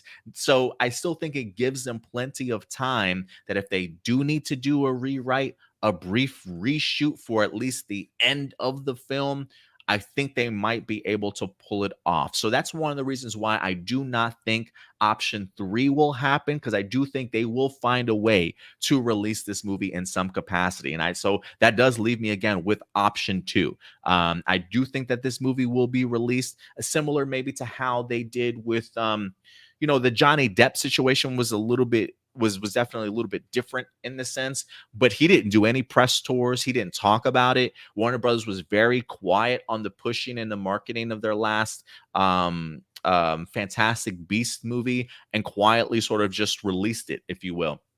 And I think that's probably the same situation here. We've got a whole year to go. If Ezra continues to put himself down these paths, just release the movie and just don't talk about him. Like just don't have him say anything. Don't bring him on any press tours. Just have Michael Keaton out there, Sasha Kaye, Ben Affleck, whoever else it has it's integral role in this movie. Have them front and center in regards to push this movie forward, and certainly talk about it then. So I'm in agreement with you. I think option 2 is probably the best bet. Option 3 would be like the break in case of emergency sort of thing. You know what I mean? But Yeah. yeah. I look forward now to The Boys season 4 because I have no doubt that they're probably going to write A Train to just be Ezra Miller. Possibly, man. Yusai says, honestly, the new Warner Brothers executives inherited a shit show. Amen, brother. From the last people who were in charge and didn't handle this from the jump. If David swings this axe on this movie, that would be insane. Yeah, man. And we've talked about that before. A lot of issues that should have been addressed a lot sooner, and they were just like, "Here you go, David Zaslav. Good luck. Hope you figure something out." And yeah, that's the And situation he puts him in. I mentioned this before. That was my prediction. I think purposely they weren't addressing any of this because they knew we are likely not even going to be working in this industry like in 3 months. So let's just, wait and let it all blow up in the face of whoever takes over the company. So I think that's what happened, honestly, because it feels so bizarre that a studio would say nothing for this long, Nothing. unless it was because they weren't going to have their job. So they had that mentality of, why should we? It's not going to be our problem in 10 years. Yeah, and then they also had Or not even that. they also Like had less than a year. they also had the Ray Fisher drama too, right? That it felt like people didn't want to talk about, walking on eggshells and glass sort of thing. And now you got the Ezra Miller stuff, and it's just, yeah, it just gets worse and worse, man. Ram Jam says, with the Ezra Miller situation, I believe Warner Brothers put themselves in this situation by not addressing it right away before it got worse. Absolutely, I would pick option 2, and that definitely seems like the option that most people are certainly weighing here, because I can't imagine them being okay with losing $200 million. And like you said too, Stuart, right? There's a lot of people that are working on this film. Andy Muschietti is a fantastic director. And I think, again, I think the test screenings are certainly showing that for people. So especially with it being such a pivotal movie that you probably really need to help reset exactly what you're trying to accomplish. We'll see, guys, but we'll definitely keep you posted on the craziness that is Ezra Miller and the Flash situation going forward. All right, Stuart, I think with that out of the way, we will wrap up that particular topic, and we've got ourselves another DC topic that we're going to be diving into, because Black Adam is back in the news, guys. Vanity Wait, you're Fair. in the news? That was a good one, Stuart. I'm back in the news. No, good old Dwayne "The Rock" Johnson is back, as Vanity Fair did go ahead and do a little bit of a preview for the upcoming Black Adam movie that's set to go ahead and drop this upcoming October, if I'm not mistaken. Correct me if I'm wrong, Stuart. But the movie is coming out this October, and Vanity Fair did a fantastic article in regards to this movie, giving us some information in regards to the movie itself, the JSA members, along with some brand new images to go ahead and show you guys. So I thought this would be a pretty fun article for us to really dive into, Stuart, and pick The Rock's brain in regards to how this movie's coming together, and really to give us some insight further, I think, into the Justice Society of America, which, for me is like, while I love The Rock and I want to see Black Adam, the big selling point for me for this movie is the JSA. JSA on the big screen, man. On the big screen. It says, The Rock goes bad. Dwayne "The Rock" Johnson embraces villainy as Black Adam. Let's see here. When you pull Black Adam out of the pantheon of superheroes in the DC universe, he is blessed with these incredible superpowers from the gods that rival Superman, is what the actor says. The difference is, well, a few things. Number one, Superman's greatest weakness is magic. He's not lying about that. And one of Black Adam's greatest superpowers is magic. Clearly, Black Adam can fly. Bullets bounce off his skins. Explosions would merely muse his hair if he had any. He can rip through stone walls and bend steel. Instead of shooting heat rays from his eyes, he channels lightning blasts from his fists. But unlike Superman, he doesn't have any soft spots like mercy, empathy, or compassion. Superman won't kill anybody. There's a code that he lives by and he honors, says Dwayne "The Rock" Johnson. To that, I would say you might want to see Man of Steel. He also says Black Adam has a unique code of ethics too. He will not hesitate. And I like to have a little fun when I'm explaining this, to rip somebody in half. Does that mean the actor is kidding? No, literally, he'll grab someone by the neck and by the thigh and rip them in half, tearing them apart, is what Johnson clarifies. So he's He's getting brutal with it, man. He's getting brutal with it as he highlights one of the let me go ahead and pull this up on the big screen too for you guys. One of the brand new photos that came in from Vanity Fair. So yeah, he's definitely going to be very much the bad guy. It's okay to have zero idea who Black Adam is. Few outside the hardcore geek sphere do, although the character has been causing havoc in the pages of comic books since 1945. He says, I did think about that a lot because I didn't know about Black Adam either, says Colette Sarah, the director of the movie, along with the producers. It says Colette Sarah says he was interested in leaning into the character's obscurity, making the movie more of a mystery than a recitation of a familiar origin story. It's not your typical superhero movie where a guy wants to be a superhero and gets the powers, and then you spend 50 minutes trying to figure out how the powers work. This is a movie where you introduce Black Adam right away, and then throughout the movie, you slowly peel back the onion and reveal what happened. So it looks like it's going to be a little bit of a mystery in regards to his origin story and letting it be kind of told as we go forward throughout the film.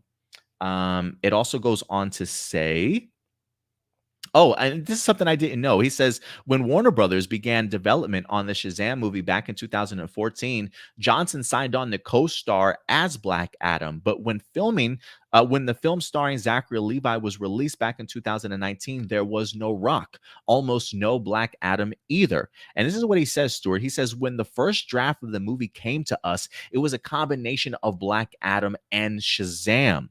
Two origin stories in one movie is how Johnson recalls it. Now that was the goal. So it wasn't a complete surprise. That's how it was originally supposed to go. But when I read it, I just knew in my gut, we can't make this movie like this. We would be doing Black Adam an incredible disservice. It would be fine for Shazam having two origin stories.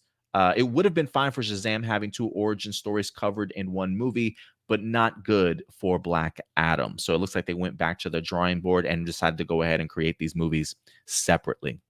How do you like that idea? Do you think that was the better decision? Given that it's clear that they got some big plans for Black Adam going forward, I think it definitely may pay off in the longer run. The other thing too is that I feel like again, if you're going to make a full-on franchise with Shazam, I think introducing Black Adam in the very first movie and having him defeat him that early on may have been like a bit of a mistake. So I do like the idea of kind of building up to Black Adam, not like, basically not blowing your big load right, with the first movie. No, I definitely agree. I think it was a great call by Johnson because one, I was a big fan of Shazam. We did get a little bit of a tease of Black Adam in there at least, and I do think it's just gonna I think it's gonna lead to a great Shazam sequel and a great intro for Black Adam also. Let's see here. But who is he? Let's start with the name. Black Adam's real name is Teth Adam, Teth. Adam, Teth Adam, Johnson explains. And the black in Black Adam refers to his soul, Stuart. Ooh, refers to his soul. I like it. I'm going to go ahead and jump around a little bit here also. I'm not going to read this whole entire article. I will leave it up to you guys to certainly go ahead and check out. It is the Vanity Fair article. But let's go ahead and dive into some of the JSA members here a little bit and learn a little bit more about them. This is a brand new photo here for Aldous Hodge as good old Hawkman. It says the film introduces moviegoers to the Justice Society of America, which is separate from similar sounding Justice League. The JSA started uniting heroes about 2 decades before and features the likes of Dr. Fate and Hawkman, who turn up in Black Adam, played by Pierce Brosnan, and Aldous Hodge. In the comics, Hawkman flies with wings forged from extraterrestrial metal.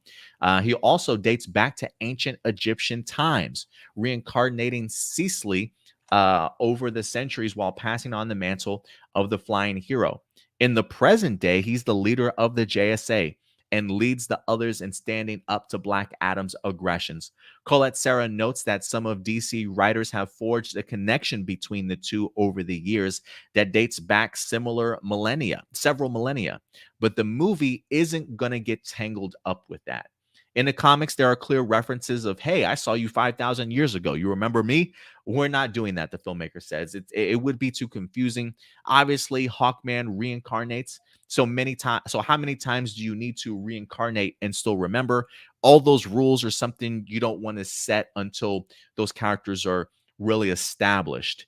It says Hodges Hawkman is repulsed by Black Adam's tactics, but shares some of his stubbornness. He is very driven character that knows he's on the right side. Definitely, he's a leader. He wants to bring this team together and bring certain stability to the world. Hawkman has a very strong sense of what's right or wrong, and Black Adam challenges that. I will say this, Stuart. One, I love the sound of Hawkman here. The idea of them not really diving too far into the nitty gritty of reincarnation and the rules that come with reincarnation kind of feels similar to the idea of, I don't want to say Endgame and time traveling, but I think you can. I think that's a perfect example of how you can get caught up in either confusing people or not explaining it correctly, and the focus being kind of taken away.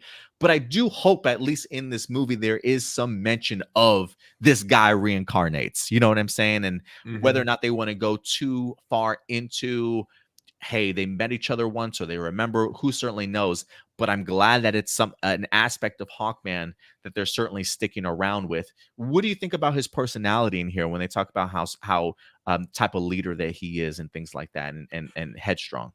He very much reminds me of the Hawkman from the Justice League animated series, who is actually kind of a villain because he, led the Thanagarians to conquer Earth, and but like again, it's kind of that idea of stubbornness of thinking, okay, yeah, I'm doing the wrong thing, but it's for a good reason, and that makes it okay, and that's what it kind of sounds like with him, is that he very much has that idea of, I know I'm on the right side, meaning he might be too stubborn to like kind of see there may be more than one side to everything going on here. So I'm really curious to see that. I'm surprised with the reincarnation thing because I thought the reason they had Hawkman in here, I thought he and Black Adam were going to have a history like from one of his past lives, and that would have been probably why Black Adam didn't trust him or something like that. So that's a little bit surprising to me. So I'm really curious to so now knowing that it's going to be part of his character, but it's not going to play a big part in the movie. I'm very curious how they're going to address it, especially in future projects. Yeah, I do wonder if it's going to be a subtlety, something that's pretty subtle that gets mentioned, but not too overly explored, if you will. But I agree with you in regards to his personality. Like I do think seeing him as that headstrong type of leader, I do think it's going to lead to some amazing drama between him and Black Adam. As we've already seen in the trailer how close face to face these two have certainly gotten. So, and Aldous Hodge is a great actor, I think, to certainly bring that type of attitude forth. They also did go ahead and dive a little bit into good old Dr. Fate here. As we get to see Pierce Brosnan. It says Dr. Fate is known for his distinctive gold helmet and supernatural abilities, but Colette Sarah says this Black Adam opponent's other superpower is raw charisma. While Fate can't overpower Black Adam in strength department, he might be able to reason with him. You need a special actor to play basically a legend. Dr. Fate is very powerful being, so you need someone like Pierce who can play powerful without it being overly done.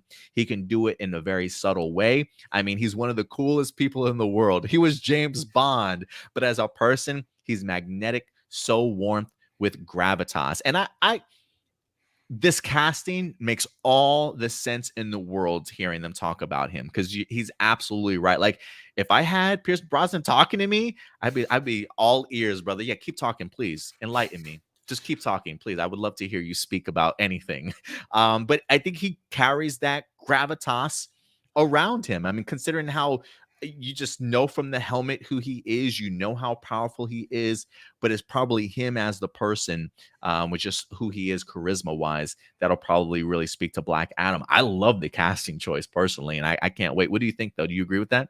100%. I'm very curious because the whole thing with Doctor Fate is that it's not really Doctor Fate until he puts the helmet on. The hesitancy of putting the helmet on is Mm. that it may not come back off after he does it. So I'm curious if Black Adam is the reason he puts it back on, or if maybe him putting it back on is the reason Black Adam gets called into action. Ooh, I like that. I like that. We need to stop this dude. Is that what you mean? Like, Yeah, I oh mean, if man. Doctor Fate ends up being like the secret main antagonist to this movie, like they make him seem like he's supposed to be like an ally, but then at the end he becomes like the antagonist. That is going to be That would one be tough foe. that would be bananas, man. That would be bananas. See, that is a foe that only Black Adam would be able to deal with, not Superman. Superman would be screwed because remember, Superman is just as vulnerable to magic as humans are. Yeah, it's a bad call for Superman for sure. The other JSA member that does get highlighted in here is good old Cyclone. It says while Hawkman and Dr. Fate are the veterans, the JSA also includes some relative novices with Cyclone and Atom Smasher. They're also very beloved characters, but we've gone the younger route in this, is what Colette Sarah says. So we got Quintessa Swindles, Cyclone, hails from a family of heroes and now has to live up to that legacy. Overshadowed by a grandmother who was known as Red Tornado, Stuart. It's always fun when you introduce characters in a team that never really seen combat before. So the audience gets to experience it through their fresh eyes. And the same with Atom Smasher, even though Atom Smasher is a bit more experienced, they're close in age and together they have a bond. We're the new ones here. Let's not screw this up. I kind of love the idea of newcomers in here, veterans and novices. I feel sorry for Atom Smasher and Cyclone that this is the first person that they've got to face as team members on this crew, having to go up against somebody like Black Adam and maybe some other foes in here. But I like the idea of having somebody who's not only young, but feels very much like second, third generation hero that's trying to live up to maybe the family name or like the other heroes that kind of came before her, if you will. If for some reason, and not to go on the side tangent here, but it kind of also reminds me of like the Birds of Prey movie where we had Black Canary even mentioned like her mom that came before her and the impact that she had certainly on the city. Like there is something about second and third generation superheroes, especially when they're new to the business, that really kind of fascinates me because they got a lot of pride. They got a lot that they certainly want to prove. And will that pride of theirs and what they have to prove maybe get in their way and sort of be their downfall of trying to live up to the expectations that other people certainly might have for them. So I kind of dig the idea here of a second generation superhero getting their feet wet for the first time as a part of a team. What do you think about what they're saying though? Sounds kind of interesting. I'm kind of curious on the lore of this because they said that the Justice Society has only been around for like a couple of decades before this movie takes place in the article that you're reading. So I guess I'm kind of curious what the recruitment process is going to be in the movie and how this all kind of fits in with that DC universe, like why we haven't heard of them in previous DC movies that have come before. You know what I mean? Right. I do wonder if I can't remember what the article stated exactly. I wonder if they were talking about that they've been in the comic books, they've been a team for decades. So I do Oh, wonder. okay, that might have been it. Yeah, so I mean, who knows? They probably could have been a team for a short period of time, already leaning into this, but it didn't state that exactly in the article. But maybe I'll have to check it out again myself. But they also bring up the other character, good old Adam Smasher, played by Noah Centineo. Adam Smasher can make himself gigantic, but also feels crushed by the expectations that come with his powers. He's still not sure that this is what he wants to do. He thinks Oh. this is what he thinks this is what he wants to do. He thinks he's on the right side, but he has a lot more questions. What does that make you think, Stuart? Makes me think that the JSA are going to present themselves as the right side of history, as the correct the good guys, the actual good guys. But then Adam Smasher, if anyone is going to be won over by Black Adam, I think it might end up being Adam Smasher by the end. You think he will be the voice of the group in the sense of like, hey, I can see Black Adam's perspective on here. Maybe we should try and, I don't know, help him or join him, sort of thing, and then maybe brings the is able to convince or at least try and talk the other JSA members to linking up with him. I don't I know. think he's going to be able to convince Cyclone. It's going to be convincing Hawkman and Doctor Fate. That's going to be the challenge. I like it, man. Because like you mentioned before, sounds like they got a good relationship, the two of them. Like they're two friends that bond on the fact that they're the newbies of the team. So I feel like the two of them might end up kind of switching sides towards the end. But yeah, we'll see. That would be bananas, bro. That would be bananas. Yeah. But yeah, and that's the thing is I have no idea how this movie is going to shape out, right? I mean, I've always seen Black Adam very much as a villain, even though I do think over the years he has turned more anti-hero. So I do wonder where that balance is certainly going to be with this movie, especially when Dwayne Rock Johnson is talking like this dude's a full-on villain. I mean, he's got no sympathy. He's ripping dudes in half in this movie also. So I do wonder where that balance comes from. The way he talks about him, like there have been people saying that like it seems like Dwayne Johnson wants to make Black Adam basically like the Thanos of the DCEU. Mm, And I don't like that, but I think he could work really well as like a Loki of the DCEU. So in other okay. words, he could be like the one who brings the Justice League together, as like that common enemy that they could all have. Because I think he's a good enough antagonist for that to get the league started. I just don't see him as like the big villain for the DCEU. So I would love to see him eventually kind of move to where he is now in the comic books as like an anti-hero, but like starting as a villain, then moving to being an anti-hero. Especially, I don't know if you've been reading it, but it's been really cool what they've been doing with his character in the current run of Dark Crisis. So I would love Mm. to see them eventually move his character to that direction. But I do love that Dwayne Johnson is straight up saying, yeah, this guy is a full-on villain. He's not even like an anti-hero at this point. It gets me extremely excited because that was probably one of the things that I feel like a lot of people were worried about. They were like, oh, if Dwayne Johnson's playing Black Adam, they're just going to water him down and make him more child friendly. It doesn't seem like that's his plan at all. So that gets me excited. Yeah, I don't think that's his plan at all. I would definitely agree with you there. Um, let's see here. And you're right. I haven't checked him out in Dark Crisis in the comic books. I do remember him being introduced to the Justice League team recently. I think Brian Michael Bendis just had recently taken over the writing for Justice League at the time, and he had become a member. I didn't catch that entire run, so I don't exactly know how it wind up working out. But it was interesting seeing him and Superman certainly on the same team. But I know a lot has certainly changed when it comes to the Justice League and the Dark Crisis kind of storylines as of right now. The way Um, it is now, it's like the Justice League has pretty much been killed with killed off, Black right? Adam being the only Mhm. survivor. So now he and Jonathan Kent are basically clashing with how to deal with this Dark Crisis, because you have Jonathan wanting to just reform a new Justice League and try to fight this crisis the same way his father would have. But you got Black Adam being like, no, that's what got them killed. We need to like cross lines that your father never would have crossed. So you got a really cool clash going on right there that I really love. Yeah, I do too. And I do love how it kind of teases what we had previously seen in the DC comics from the future state storylines of what the future could possibly be for the DC universe in the comic books. And it's kind of feels like it's maybe leading up to that, or maybe they change course a little bit. Who knows? We'll see. Yeah, it Um, feels like they're kind of leading to that same direction, but like but also changing the things that they feel like didn't work about it. that's a good call. They probably could be doing that. Yeah. All right. Yusai says not also that Hawkman helmet is something I'm not a fan of, but the character sounds great, and I wish the reincarnation angle can be alluded to. And I do think that there will be some alluding to the reincarnation. I just don't know if they're going to go too deep in the sense of how exactly does all that work. You know what I mean? I don't think they're going to get too far into the nitty gritty of it. But I'm actually a huge fan of the helmet of Hawkman. Like if I Same. If they could make a replica Hawkman helmet, I don't know how much it would cost, but I would fucking love to have that just sitting somewhere. I might just do an episode of Hero Report wearing it one day if they ever do it.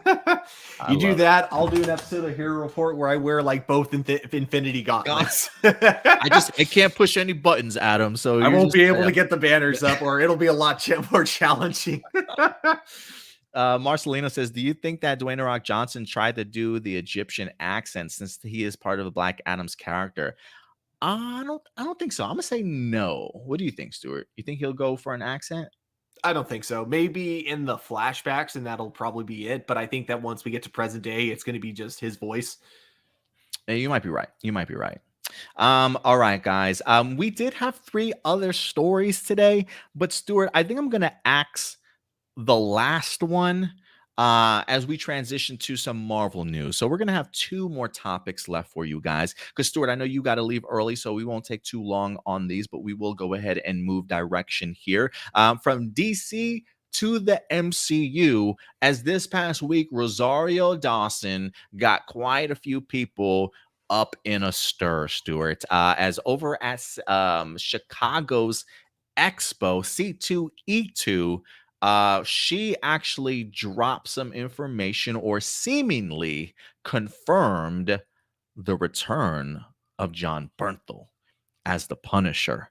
So let's see exactly what she said here. She said, so she was doing a panel at Chicago Comic and Entertainment Expo. When asked about the potential return of her character, Claire Temple, Daredevil's alum Rosario Dawson seemingly confirmed that Marvel Studios is planning a Punisher revival. This is what she said. I found out yesterday that the Punisher was happening again, is what Dawson revealed. So I feel like it's my second chance because that's the only one of the shows I wasn't in. And I love John Bernthal. So let's all make it happen collectively, guys. So she was very adamant. She says, hey, I just found this out. This is what's happening here. But let's pump the brakes a little bit, Stuart. Let's pump the brakes a little bit in regards to that, because very shortly after, she quickly retracted her statement. Like, no, I didn't mean to say that. I didn't mean to say that. This is what happened. She says, my bad. But she says, I can't be trusted, is what Dawson said in her newest tweet statement. She continued by knocking her own source for the news, which apparently came down to some pretty convincing fans saying, this is what she says: getting intel from fans during signings is iffy, apparently. My bad. Apparently, Dawson saw herself get caught in her excitement over the prospect of Bernthal coming back into the role as a Punisher, saying, I get excited. But she added that she might consider running the intel by another source next time, saying that confirmation is key when you're told what you want to hear. Amen to that. So apparently a fan told her that, Stuart. It's interesting. It's so funny because on the one hand, we've seen this happen with other actors where they'll, like, we've seen it with Jamie Foxx, where he was like, oh, guess who's coming back for Spider-Man 3? And then like probably a week later, oh yeah, no, that was a joke. I'm not actually coming back for Spider-Man 3, just misinformation. But in this particular case, this sounds very plausible. This sounds like something that like I could see a lot of different actors doing. So I don't know. Like, I think either like whether or not like Marvel told her, hey, we weren't supposed to, like, this information wasn't supposed to be out yet, or this is like 100% like a true story. I honestly don't know, and I wouldn't be surprised either way, you know? Oh yeah, no, I totally get you. And I'm the same way. I do think that she certainly misspoke, and I only say misspoke because she clearly believed the fan that was certainly telling her that. So I do think that this is a case of Rosario Dawson literally taking the words of fans and kind of running with it before kind of confirming it. But I will say, I don't think it's out of the realm of possibility. Like, I do think that this is probably up in the air of certainly happening. I mean, when you've got Vincent D'Onofrio coming back, you've got Charlie Cox. I believe we were told either in She-Hulk or his Daredevil series, he's in the search of Jessica Jones. Something tells me that maybe Kristen Ritter might certainly return. Also, they haven't confirmed that. That's just my own speculation. So with all these returning figures and John Bernthal having mentioned the idea of he would love to return to go ahead and certainly play this character, but only if Disney allowed it to certainly be very similar to that of the Netflix series. We've seen that Disney is very much open to that certainly happening with the opening up of maybe not necessarily just PG-13 material out there. I think they have no problem going a little bit more adult this time. Uh, while I don't necessarily think the fan knows what he's talking about, I definitely do think that somewhere in Marvel Studios, there probably has been talk of bringing John Bernthal back in. So while she retracted this statement, I fully expect Rosario Dawson at some point in time to showcase her excitement for John Bernthal officially coming back as the Punisher sooner rather than later. So I do think that they will eventually announce it here, but it does seem as though Rosario Dawson maybe got a little bit too ahead of herself here. Yeah, I gotta say this is just funny because I've never seen like an actor do, but like it also seems like something that like I'm surprised more actors haven't done in the past. But I can't recall like another time an actor heard something from a fan and then like got so excited that they straight up like announced it like it was a thing. I think that like she said, I'm sorry, I just get so excited. Yeah. And I think she really loved her time working with Marvel in that sense. Like she said, she loves John Bernthal. I love John Bernthal.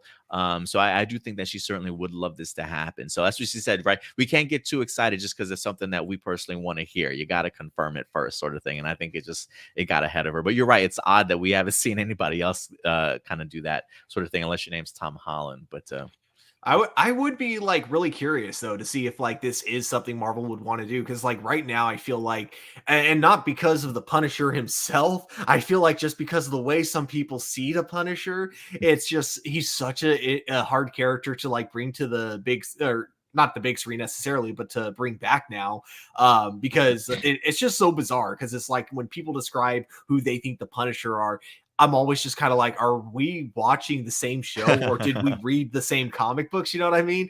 So yeah. that's what I'm wondering, like, if this is a factor that Disney is thinking about when it comes to the Punisher character. Yeah, we'll definitely see. I would you recast him? No, definitely not. I think John Bernthal is so perfect as the Punisher. I would, even if it wasn't going to be the same continuity, I would still want to keep him as the Punisher as long as he's interested. Yeah, I definitely would too. But guys, let us know your thoughts. Rosario Dawson takes back her statements about the Punisher and coming into the MCU. Do you think it's going to happen anyway? And she have to retract that retracted statement? Go ahead and let me know your thoughts in the live chat or the comment section box below, guys. Also, if they bring him back, since we only really got it for that really satisfying final shot, I really hope we get to see him in that costume at the very end of Punisher season 2 again. Because it's like, oh man, it took us 2 seasons, but we finally got the most Punisher shot ever. But we didn't get to see it play out for more than a single shot. It's like, no, I want to see that for an entire season. Yeah, I would like to see him hired on. Like for some reason I still feel like there's a possible story out there of Punisher being somehow introduced in a Spider-Man movie. Considering the classic iconic shot of Punisher having Spidey right in his scope, you know what I mean? Yeah. I know that they've had a pass together. That would be an interesting way to possibly introduce him. Okay. The I just excitement thought is of this. overwhelming. Do you remember the Spider-Man animated series when the Punisher was going after him because he accused Spider-Man of killing Peter Parker? They could do a story like that because now no one knows who Peter Parker is, but I imagine the magic only erased his memory, not necessarily his record. So, I could see him kind of like thinking, oh, maybe Peter Parker was this kid that Spider-Man killed or something like that. I don't know. Like they could find some way to make it look like Spider-Man killed Peter Parker and that's why the Punisher would be after him. Bro. And it would fit too because like Kevin Feige did say that the next time we see Spider-Man, he's going to be a ground level hero. I think we just broke Spider-Man 4. Confirmed, ladies and gentlemen. Run with that story. We just broke the script. Sources. We don't need sources. We don't just need take sources. Our word for it. Yeah, we don't need sources. Totally real.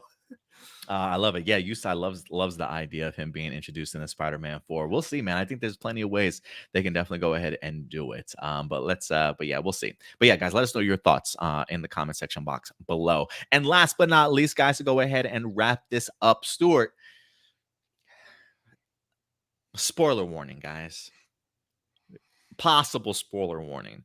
Grains of salt, maybe even. As when it comes to Sony, you guys know how I feel about Sony films, right? I feel like I've been pretty open about it. I feel like Sony is the studio of mediocrity in regards to putting out Sony pictures. You guys might not agree with me, and that's certainly more than fine, especially if you were big fans of. Ooh, you see that hand back there? You see that hand? That's the delicious goodness of my girlfriend delivering some fantastic iced coffee as she makes her cameo. I absolutely love it. Thank you, babe. Let me before we continue, let me get my coffee, please, because I need to get gotta have your coffee, man. Here. Going the cold coffee route today. What kind of coffee you drinking? I have no idea. Whatever concoction she made for me, I'm gonna take it. So let's get into this last story, guys. This is surrounding the upcoming Sony Madam Web movie. And Stuart, this is by far the biggest set of information out of the Madam Web movie that we've heard, if this turns out to be true. So just for you guys to understand where this source comes from, okay? I saw this article on the Illuminati. And some people are like, oh, I can't believe it already. Listen, they definitely have certainly gotten some things right very much early. I've seen it with my own eyes. So when certain things come across my way from the Illuminati, I do my best to certainly pay attention. But their source of the story actually comes from the cosmiccircus.com. And I say this with hashtag grain of salt because I personally am not too familiar with this particular site. But if anything, I will jot down this information so when Madam Web does come out, we'll definitely see how accurate this source certainly is. So I usually try and do my best to provide you guys with legit sources, information that's just not some random ass, hey, I saw this on bobjoes.com website, that just is putting stories out there. I try and make sure that we have our sources intact for you guys here. So I'm just giving you guys a fair warning with this source from the Illuminati, from the Cosmic Circus. But we do have our details, leaked details in regards to Madam Web. So this may be kind of spoilerish for you guys if this comes true. But if you guys want to stick around and figure out the information that just dropped, we'll let you, you can stick around if you like to. So let's go ahead and dive into it, Stuart, shall we? All right. This is a film I'm really not super pumped for, but I got to be honest. After hearing this information, my ears are perked up, Stuart.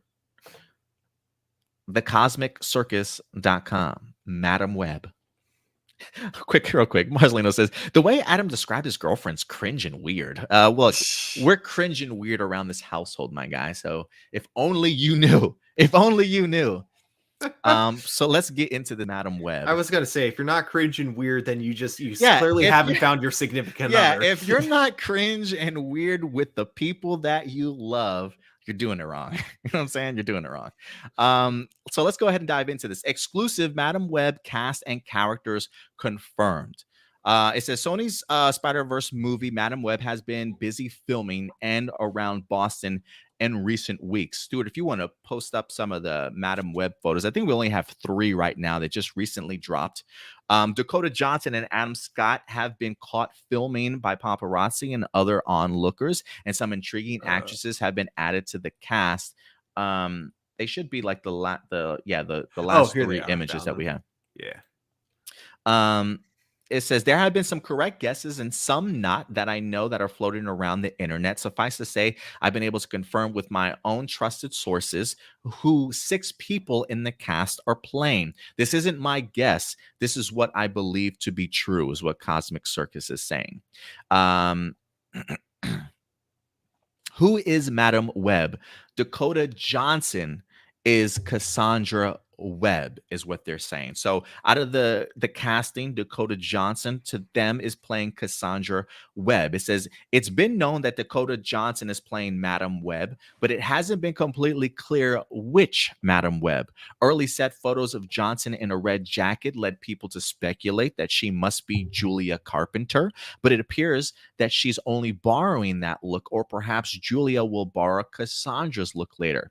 It's interesting to note that set images caught Johnson seamlessly posing both as a cab driver and a paramedic at different points in the story. And an exciting scene had her in close contact with an immensely important Spider-Verse character that Adam Scott is playing. So they're saying Dakota Johnson is playing Cassandra Webb, who is in fact the Madam Webb character. Okay. Next up, Sydney Sweeney is set to play Julia Carpenter. Now, for those of you who don't know, I believe she was another. Well, they'll give us more details in here real quick. It says when Sydney Sweeney was announced, there were a lot of guesses, but about who she could be playing, from Black Cat to Silver Sable to Spider-Gwen to Jessica Drew, and yes, Julia Carpenter. I can confirm that it's the latter. I'll again note that I said above that people thinking Dakota Johnson is Julia, but I trust the information I've been given that the role has gone to Sweeney. So she is going to, and you guys have probably seen Julia Carpenter before in the comics. She has been a Spider-Woman at some point in time, I think on maybe one or two separate occasions, from the blue costume with the white boots and the gigantic white sort of spider on her and the blonde hair. You've probably have definitely seen her before. Next up, we got Celeste O'Connor as Maddie Franklin. And you get to see exactly the Spider-Man character here from the comics as well. Next, we have Celeste O'Connor, who is playing Maddie Franklin. It's unclear to me what Mike Epps' role in the movie is, but I would not be surprised if he's playing Maddie's dad, Jerry Franklin. It is also unclear at this time what hero name some of these characters will go by, because at different points, Julia Carpenter and Maddie have both gone by Spider-Woman, and Julia has gone by both Madam Web and Spider-Woman. So it feels very much, Stuart, like we are including a vast number of different Spider-Women throughout the years in this one particular Madam Web movie. We also have Isabel Mercedes is Anya Corazon. And you can see her comic book character here as well. Isabella Merced is Anya Corazon. It says this one has been guessed at already, but as far as I know, no other reliable sites have confirmed this or the other cast characters I have listed here today. But yes, Isabella Merced is playing Anya Corazon, aka Spider-Girl. In July, Fandom Wire ran an exclusive that there is a Spider-Girl live action project in the works. I can't confirm that at this time, just making note of it here. So that's another Spider-Female, Spider-Girl there in play. And now for the really big ones, in his opinion. You ready for this, Stuart? Adam Scott is playing Ben Parker. Ben Parker, Peter's uncle. It says, yes, that's right. Adam Scott is playing Uncle Ben. It's great to see such a terrific actor be added to the list of live action Uncle Bens. But of course, the fact that this is a relatively young Uncle Ben, and one, whether it's clear if his loving wife May is even in the picture, means that this film, or at least part of it, is definitely taking place very early in the Spider-Verse, which leads me to my final cast character, Mary Parker, played by Emma Roberts. So that would make Mary Parker and Uncle Ben, that would make them brothers and sisters. Am I correct? Yeah. Make them brothers and sisters. So Emma Roberts is playing Mary Parker, Ben Parker's brother, Ben Parker's sister. It says that's Mary, not Aunt May. Emma Roberts is playing Peter Parker's mother in Madam Web. It is unclear where her husband and Ben's brother Richard Parker is, or who may be playing him at this time. However, the fact that Roberts was caught looking very pregnant should mean he will pop up as well as someone we already know and love by the end of it. So we're getting a young Uncle Ben here, a Ben Parker. They're also saying Emma Roberts playing Mary Parker. We might get a pregnant Mary Parker who is the mother to Peter Parker. So maybe giving birth to Peter at some point in time. It says, the cast of Madam Web already had my and many fans' attention as it gradually was revealed this year, but the cast and characters combined surely mean that some very important events are about to unfold, or not, depending on how successful this group of heroines is in their mission.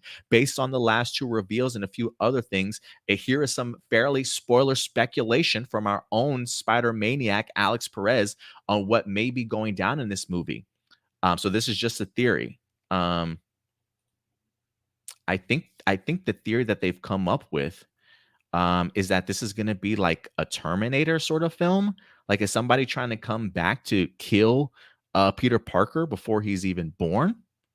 Let's see here. Speculation. Ooh, I just thought of a theory. I'm gonna let you read this one first, but I'll tell you my own theory on it. Yeah, I'm trying to see here. How far does this go? Okay. Oh yeah. Okay. So we got images here now. So based on the several images taken by Boston locals and paparazzi from the set, we know the film, or at least part of it, is set around 2003. This has led some speculating that Madam Web is set within the Sam Raimi, Tobey Maguire's film universe. So because it's set around 2003, they automatically are speculating that it's set in the Sam Raimi, Tobey Maguire films universe. So they're showing some set photos. However, given the appearance of Emma Roberts' very pregnant Mary Parker, as seen in the tweet of some images, it seems this is not the Raimiverse at all. Instead, it seems to be happening just before Peter Parker is born and in early 2000s. And that is, in fact, Emma Roberts right there, highlighting her clearly being pregnant. There's also a factor of the relatively young Ben Parker being a paramedic. Recent set images have him seemingly working alongside Dakota Johnson's Cassandra Webb on a very dangerous car crash and attempting rescue. Uncle Ben was not a paramedic in the comics, so this is a very new angle for him. Like most, I'm inclined to believe that the film will delve into some multiverse shenanigans, or at least time travel. I predict that the antagonist of the film, whoever it is, will target Ben Parker and Mary Parker for one sole reason: to prevent Spider-Man from ever existing in the first place. That's whether it's in that specific universe or any other Spider-Man verse. A case could be made that these two individuals are some of the most important people in Parker's life. Peter could not have been born if it were not for Mary Parker, and Spider-Man would not exist without her or Ben Parker. Uncle Ben's death was one of the most important factors that shaped him.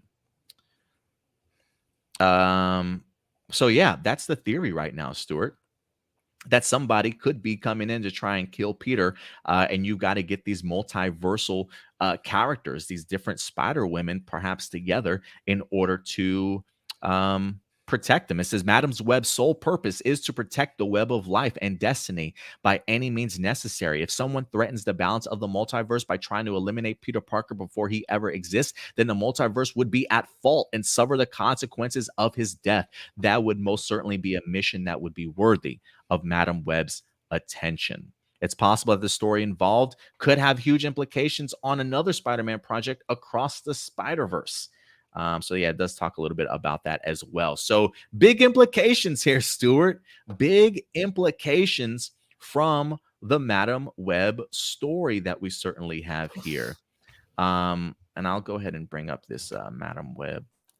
I'm gonna say this right now, my theory, and I say this because Adam Scott looks really young. As a Ben Parker, and because it sounds like Peter is just being born. I feel like it's going to be the Terminator storyline. They're going to try to kill Peter Parker as a baby, but at the very end of the movie, he's going to learn that there's only one place that he's going to learn that there's nowhere in his universe to keep Peter Parker safe. So he's going to take him to his universe, or to another universe, to keep him safe. And that universe is going to be the MCU. So it'll be how that kid grows up to become Tom Holland. Angela, wait, say that one more time. Repeat that for me, brother. I think this is going to take place in the Venom universe. Adam Scott, Okay. it's going to be the Terminator plot line. They're going to try to Mhm. kill Peter Parker as a baby. And then I think it's going to end with Ben Parker finding out there's a way to keep him safe, and that is to travel to another universe. And the universe he ends up in is going to be the MCU, and it's going to end with him meeting Aunt May as the And actress that's that why plays her in she's the MCU. that's why she's so young and fine. Yeah, Because he's young exactly. too. Okay. Exactly. That's my prediction. I kind of dig it because I was just thinking to myself, okay, early 2000s, somebody's pregnant, you were to have a kid now. I feel like that lines up really well with like a Tom Holland Spider-Man age. Um, so I do wonder if that's them trying to play that into the much bigger role here, of introducing a really great multiversal story to kind of give us the birth of Peter Parker in the MCU. Marcelino says, I thought freshman year was going to do that, but with so many contradictions, it has the MCU. It has with the MCU complicates its canonicity. That's a word within the MCU. They did finally confirm the confusion there. They did say that it's going to be kind of a multiverse story, right? multiverse story, and it's going to be essentially like what if Spider-Man they had all the rights to Spider-Man back when they did Marvel Civil War or Captain America Civil War. That's basically what it's going to be. It's going to be like a branch off the MCU, but if they had all the if they didn't have to consult Sony with anything, if it was all just under Disney's banner. So that's why they're able to use more characters than they would have if it was the MCU Spider-Man. So when I hear this and I start seeing the pieces put together, one, I love the concept of multiple Spider Women in here, especially if we get to see them donning various suits throughout this particular movie. Some really great action pieces. I kind of dig it. It kind of does remind me a little bit too of the Spider-Verse big comic book event that they had a few years back, where I believe they were trying to protect Peter Parker from being killed. So I do love this. Look, this is, I will say this, Stuart. If this theory does hold true, if these rumors certainly do plan itself out, and this is the movie that Sony is attempting to make, I think on paper, this sounds incredible. Mm-hmm.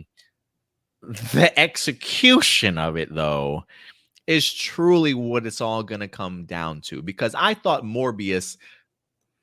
that concept, cool, looks great from everything that I'm seeing. And then when it came to release, it was just another mediocre, if I can even call Morbius a mediocre film. It let me down. Am I excited? It definitely has my ears perked up. This is something I really would like to see. I'm just worried about the execution and maybe who they've brought on board to write this film. Because I do believe, if I'm not mistaken, the writer also did the Morbius movie. And so it doesn't give me a lot of faith, but I think of the concept of this. But I think Kevin Feige might be producing this one. So maybe we've got something on our hands here. But I'm just going to say this right now. As awesome as this sounds, I am not getting my hopes up, Stuart. Yeah, As that's awesome smart. as it sounds, I am not getting my hopes up. It sounds too good to be true. And it sounds like, man, I wish Marvel had their hands on this to create this instead of Sony, to be honest with you. You know what's gonna suck too, if this movie ends up being bad, because again, I'm with you. I'm intrigued, but I'm definitely not getting my hopes up because of Sony, and I've been let down by them way too many times. I think like one of the only exceptions within like the last 10 years has been Spider-Man Into the Spider-Verse. I think that's their best movie they've done, and unfortunately, it hasn't gotten better since then. I'm very, very much with you. I'll see it when it comes out, but I'm definitely not getting my hopes up. My biggest worry is because, every time a movie comes out where you have this many women characters, for a fact you're going to get that toxic side of the internet. So it's going to suck when I go, oh yeah, I wasn't the biggest fan of this movie. And it's going to look like I'm on the side of the people that are like, oh, women ruin Spider-Man. It's like, no, I'm not saying that. I just say this movie wasn't good. Yeah. Even Yusai says, hopes with the Sony live action Spider-Verse film is a dangerous thing to have. So yeah, I definitely do not have it. But like Hawkeye, don't do that. Don't give me hope. but there is something about the concept that this holds true that I really want to see. I really want to see if they can pull this off. Because again, if you're already introducing Spider-Man across the Spider-Verse, the animation style stuff, we've already talked about the idea that it would be really cool if they eventually go from the animation into live action. I can easily see Madam Web having connective tissues or pieces to the bigger overarching multiverse that is the Spider Verse that Sony is kind of creating. And if Kevin Feige truly is attached to this as a producer, I do wonder if he has any say or if that's any hints at the idea of this movie playing a bigger role in the MCU, certainly as we know it, right? I mean, we are in a new situation when it comes to the MCU that people don't know who Peter Parker certainly is, or if he's even existed at this point. They don't know that he's Spider-Man. So I almost feel like it's given us a fresh new take on the origin story if they wanted to go back and reestablish him again with Tom Holland. But I think it would line up timeline wise of the Tom Holland Peter Parker being in this movie as Mary Parker's pregnant belly. And I really love what you stated there, Stuart, and the idea of maybe somehow they get thrusted into the MCU or Ben saves baby Peter. I have no idea. But I love what I'm hearing. I'm not getting my hopes up though. Yeah. but fascinating stuff overall, guys. But any last words into this? No, I think we both said it all. Like looking forward to it, not getting our hopes up. Yeah, not at all. But yeah, guys, go ahead and let me know your thoughts in the live chat or the comment section box below. And that will wrap up all of our main topics today. And Stuart, that's it for you, right? Yeah, I got to get going. Sorry, I can't stick around for the live viewer questions, but great show, everyone. Yeah, have a good rest of your day, bro. And we'll see you next weekend, okay? Sounds good. All right, take care, Stuart. All right. And with that out of the way, guys, we will be tackling live viewer questions as we go ahead and get to our community tab over on YouTube. Let me go ahead and pull this up for you guys. And every week throughout the week, we will go ahead and drop a post for you guys in regards to live viewer questions. You can always go over to them at any particular point in time throughout the week and submit your question to us. And then we'll get to your answers and questions on A+ Hero Report. So let's go ahead and I'm going to pull this up here.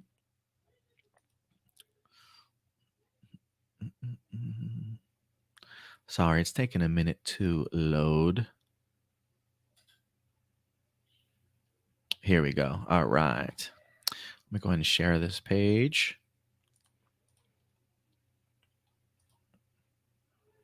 Okay, here we go. I do believe this is from this week's. Let me just double check that I got this right.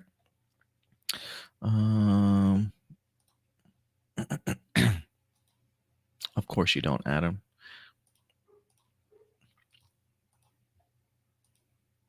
Here we go. All right, community tab. Live viewer questions. Gonna go newest first, and we'll work our way down to the bottom. Let's see here. Marcelino Vasquez up first today. What are your thoughts on Zack Snyder's upcoming film, Rebel Moon? And what do you want to see out of it? Did any of you see the TV show While the Last Man? I'll answer to both of them real quick. So I actually have no idea what Rebel Moon is in regards to Zack Snyder's. I know he's always mentioned like it's his take on like Star Wars or something like that. I don't know anything outside of it. I don't think I've even seen a trailer or any script in regards to it. But if it's a Zack Snyder film, I'm going to check it out. Zack Snyder mentions, hey, it's kind of like Star Wars. Boom, I'm there. So I'll definitely check it out. I did not watch Why the Last Man. I think it got one season and then it got canceled, which was unfortunate because I knew that show has been in like development hell for years. They have been trying to go ahead and like create that show for the longest time. And now that they have finally done so, unfortunately, it just wasn't successful. They wind up taking it down. So I never got a chance to check it out, unfortunately. I'm hoping the same fate doesn't happen to the Sandman show on Netflix. I feel like Sandman and the Why the Last Man, growing up as a fan of comic books, I don't want to say they were above my age range, but I never really gave them a shot in regards to checking it out. I felt like they were probably very much more adult oriented storytelling, if you will. And so it was always a little intimidating to kind of tackle those comics growing up as a kid. So I never really did, but I really wanted to see Why the Last Man brought to life. So it's just unfortunate that it didn't get the recognition that it got from the comics. Michael Rhymes, what do you think of Mark Ruffalo's? Excuse me, guys. What do you think of Mark Ruffalo's recent interview regarding the upcoming She-Hulk series and throwing a bit of shade at Star Wars when Lost and Watchmen showrunner Damon Lindelof said that the MCU has too much content and wants to see few, so it feels special again? Ruffalo shot back saying, if you watch Star Wars, you're pretty much going to get the same version of Star Wars each time. It might have a little bit of humor. It might have a little bit of different animation, but you're always really in the same kind of world. But with Marvel, you can have a whole different feeling, even with the Marvel universe. So I will say there, I will respond to both Mark Ruffalo's comments and Damon Lindelof's. And I feel like Mark Ruffalo is missing the point of what Damon Lindelof is saying in regards to his comment, right? Like, if it is in fact in response to what Damon Lindelof wind up saying, because I will say this. Do I think that the MCU has too much content and he wants to see fewer so it feels special again? To a certain extent, I would agree with Damon Lindelof. And I say that in the sense of somebody who's a big fan of the MCU. The more content you create, the more watered down versions of that same content you're going to get, right? I feel like what was so special about the MCU through the Infinity Saga is that while we just got films, they were still relatively spread out. I mean, maybe not so much as we got a little bit closer to the Infinity Saga, but Marvel was able to tap into very different and distinct storytelling that Mark Ruffalo points out. So he absolutely has a point there. But the idea of spreading it out always made it feel special, that they were creating special content, really well thought out, focused on, everybody on the same page. You didn't have several different projects kind of going out. Lately, it feels like Kevin Feige is being stretched a little bit thin, right? Maybe not necessarily. And I'm not saying that what Marvel's pushing out is shit or trash. I'm not saying that at all. I'm just saying that it is being watered down a little bit because of the fact that there is so much content out there, that the same level of quality that I think we got for the Infinity Saga, I don't necessarily think we can expect that in every project going forward, whether that be film or TV. So I do think there's a reason why some shows and have been hits or misses, and some movies have been hits or misses for people, because now I feel like while we are expanding Marvel, and they certainly should, I do think at the same time it is watering down the product a little bit more. So in Damon Lindelof's defense, I do think, and he's not saying, hey, we should end all Marvel movies. Comic book movies are atrocious. That's not what he's saying.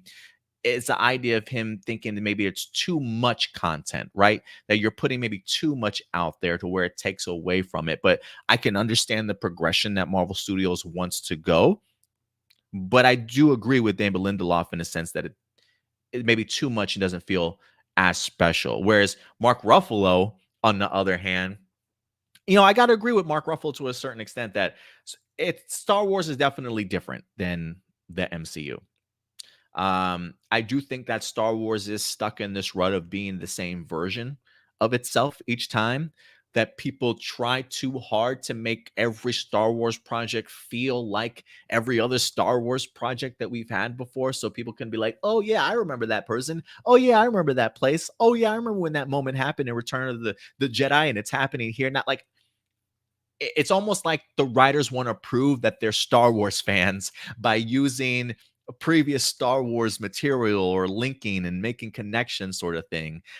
So there is a part of Star Wars that, yes, I would like to see them eventually branch out to what Marvel has created, infusing different types of genres within these movies and certainly making them feel like something different, but certainly set within that Star Wars world. So I would agree with Mark Ruffalo's sentiments. I don't necessarily know if he was referring to what Damon Lindelof said, because I don't think it's a good argument in regards to at least what David Lindelof said, but there's certainly some truth in what Mark Ruffalo was saying in the sense of, MCU, while it is certainly feeling a little bit watered down, I do think that they have certainly taken more chances with their cinematic universe that has given them the opportunities to do what they're doing now in the current stages of the MCU, where sometimes Star Wars feels like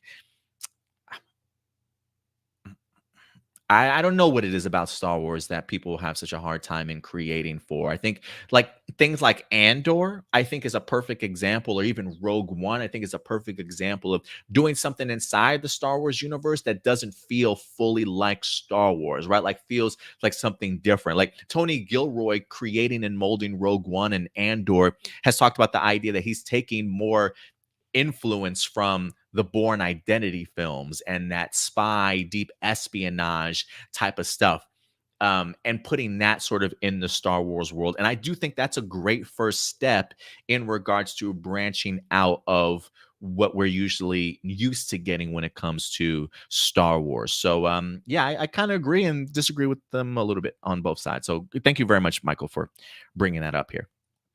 Let's see here. What else we got? Marcelino going back, he says Rebel Moon is about a girl where she travels across the universe to assemble warriors to overthrow her dictator empire. Damn, that sounds legit. That feels very much like Star Wars, and maybe even a little bit Sucker Punch, maybe. Who knows?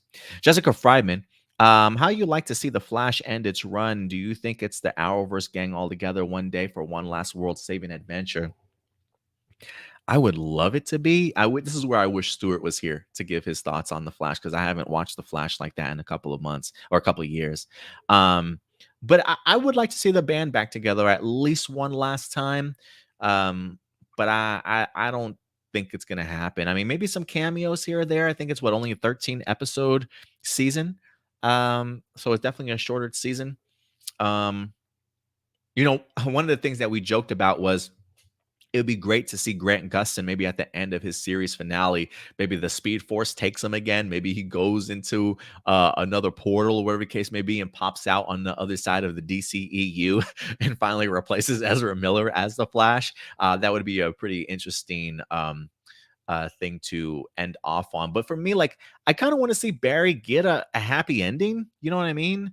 I feel like this man has just been through so much shit in the series that a nice settle things down, raise your kids sort of thing would be great. Maybe Iris is pregnant if they haven't teased it already. Again, I have not watched the Flash in forever, so I don't know a lot about where these characters find themselves. But maybe Iris is pregnant with twins, to kind of lead into where we're going with excess and impulse and things like that.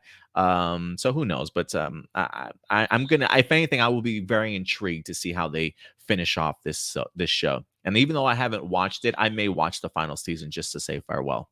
Francois, what's up, Francois? You'll obviously talk about this, but what do you think of the assumption that Ezra Miller had filmed extra scenes for the Flash movie despite his controversial behavior? This is just me, but I think it's kind of cool that he's willing to still film for his movie while being in the public eye. I sometimes wonder if the controversy he's been dealing with are even real or not. We don't see actual footage of him doing things on purpose, just small clips by people or just straight up articles. We do live in the internet area, so who knows if Ezra himself does these questionable things on purpose or just for a show. Anyways, do you think Ezra really has been filming new scenes for the movie and the movie itself might still do you think Ezra really has been filming new scenes for the movie and that the movie itself might still come out? So real quick, Francois, before I get into anything here, I want to just point out, I know that we do live in the internet area, Excuse me. I know we do live in the internet era. Who would have thought saying that 3 times fast would be so hard? And this isn't to you, Francois, but I just think in society in general, while we do live in the internet area, God damn it, Adam, the internet era. Can I make a t-shirt of that? Because I cannot say that for the life of me. Even though we do live in the internet era, there is still a real world out there. Okay. And I know while there is disinformation everywhere that you go, there is plenty of research that you can do, plenty of articles that you can read, police reports that you can read that are very much factual. And so, what Ezra Miller is in fact doing is happening. I'm sure you could probably find warrants. I'm probably sure you could probably find the complaints.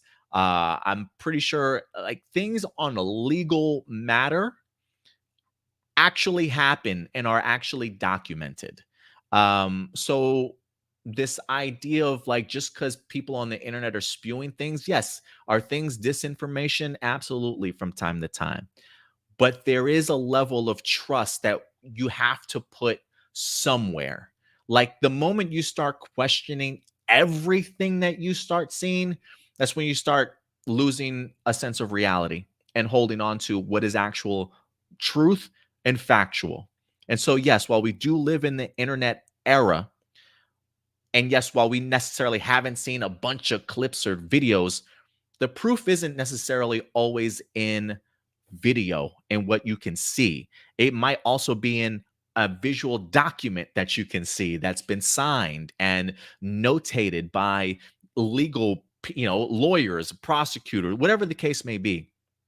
There is definitely a trail of Ezra Miller's damage happening to people that is not made up. So I understand questioning things, but there are definitely things out in the world that are certainly factual. And so I would certainly recommend while you hear stories, look up stories yourself, just for the future. Because I don't want to get into maybe Ezra Miller's not really. No, no, no, no, no. I'm shutting that down right now. He is doing this stuff.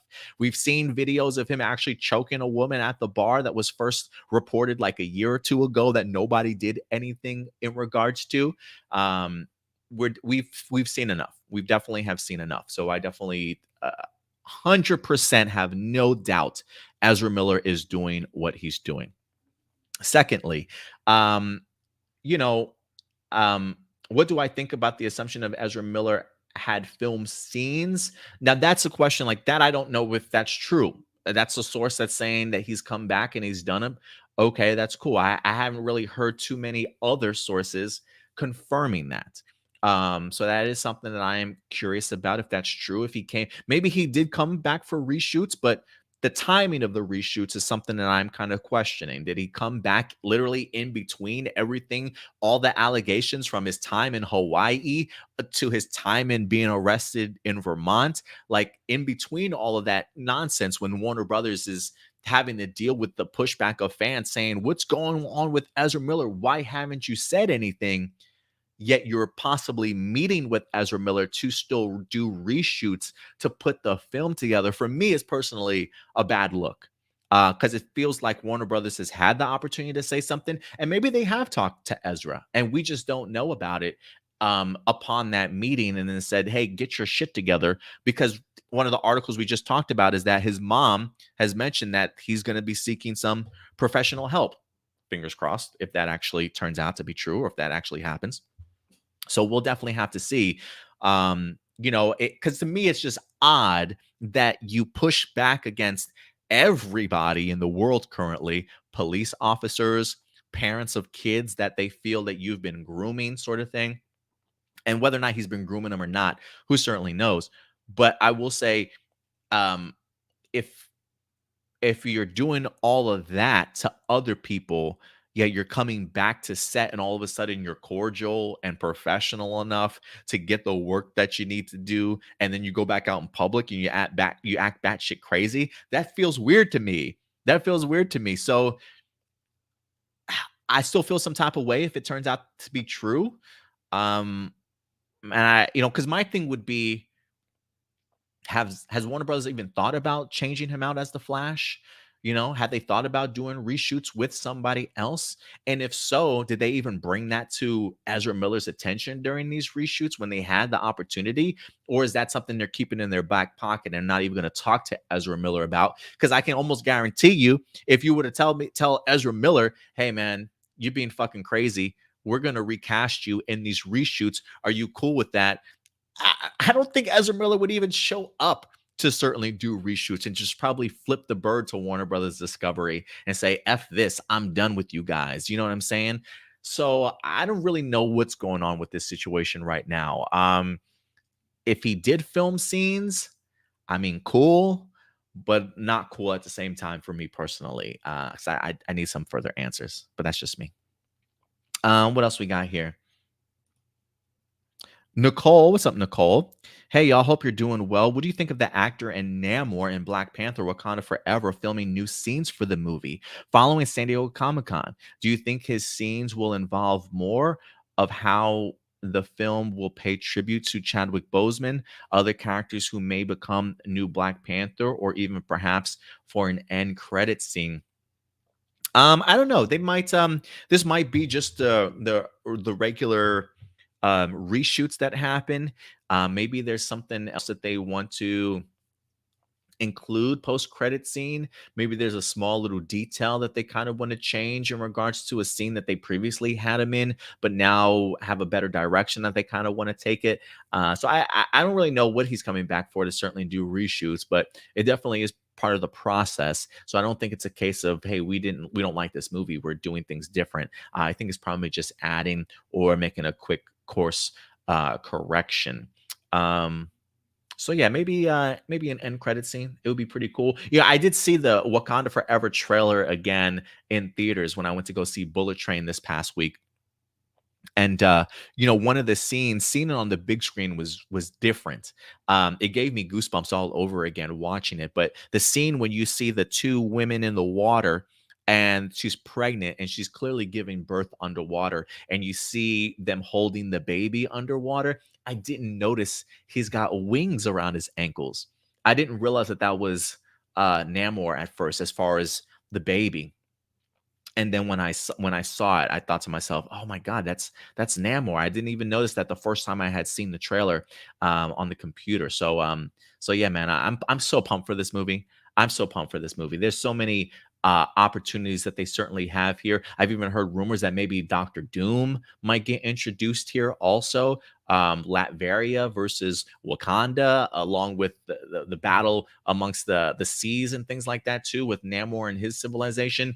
It would be a really interesting power play to see certainly happen in Wakanda Forever film, especially with Angela Bassett now sort of being the queen of Wakanda, which mind you, Angela Bassett, just an incredibly powerful actress. I absolutely love her, man. I don't know if they'll put her as the new Black Panther or not in costume, but damn, she can carry this movie if she wanted to, man. She's just that incredibly talented.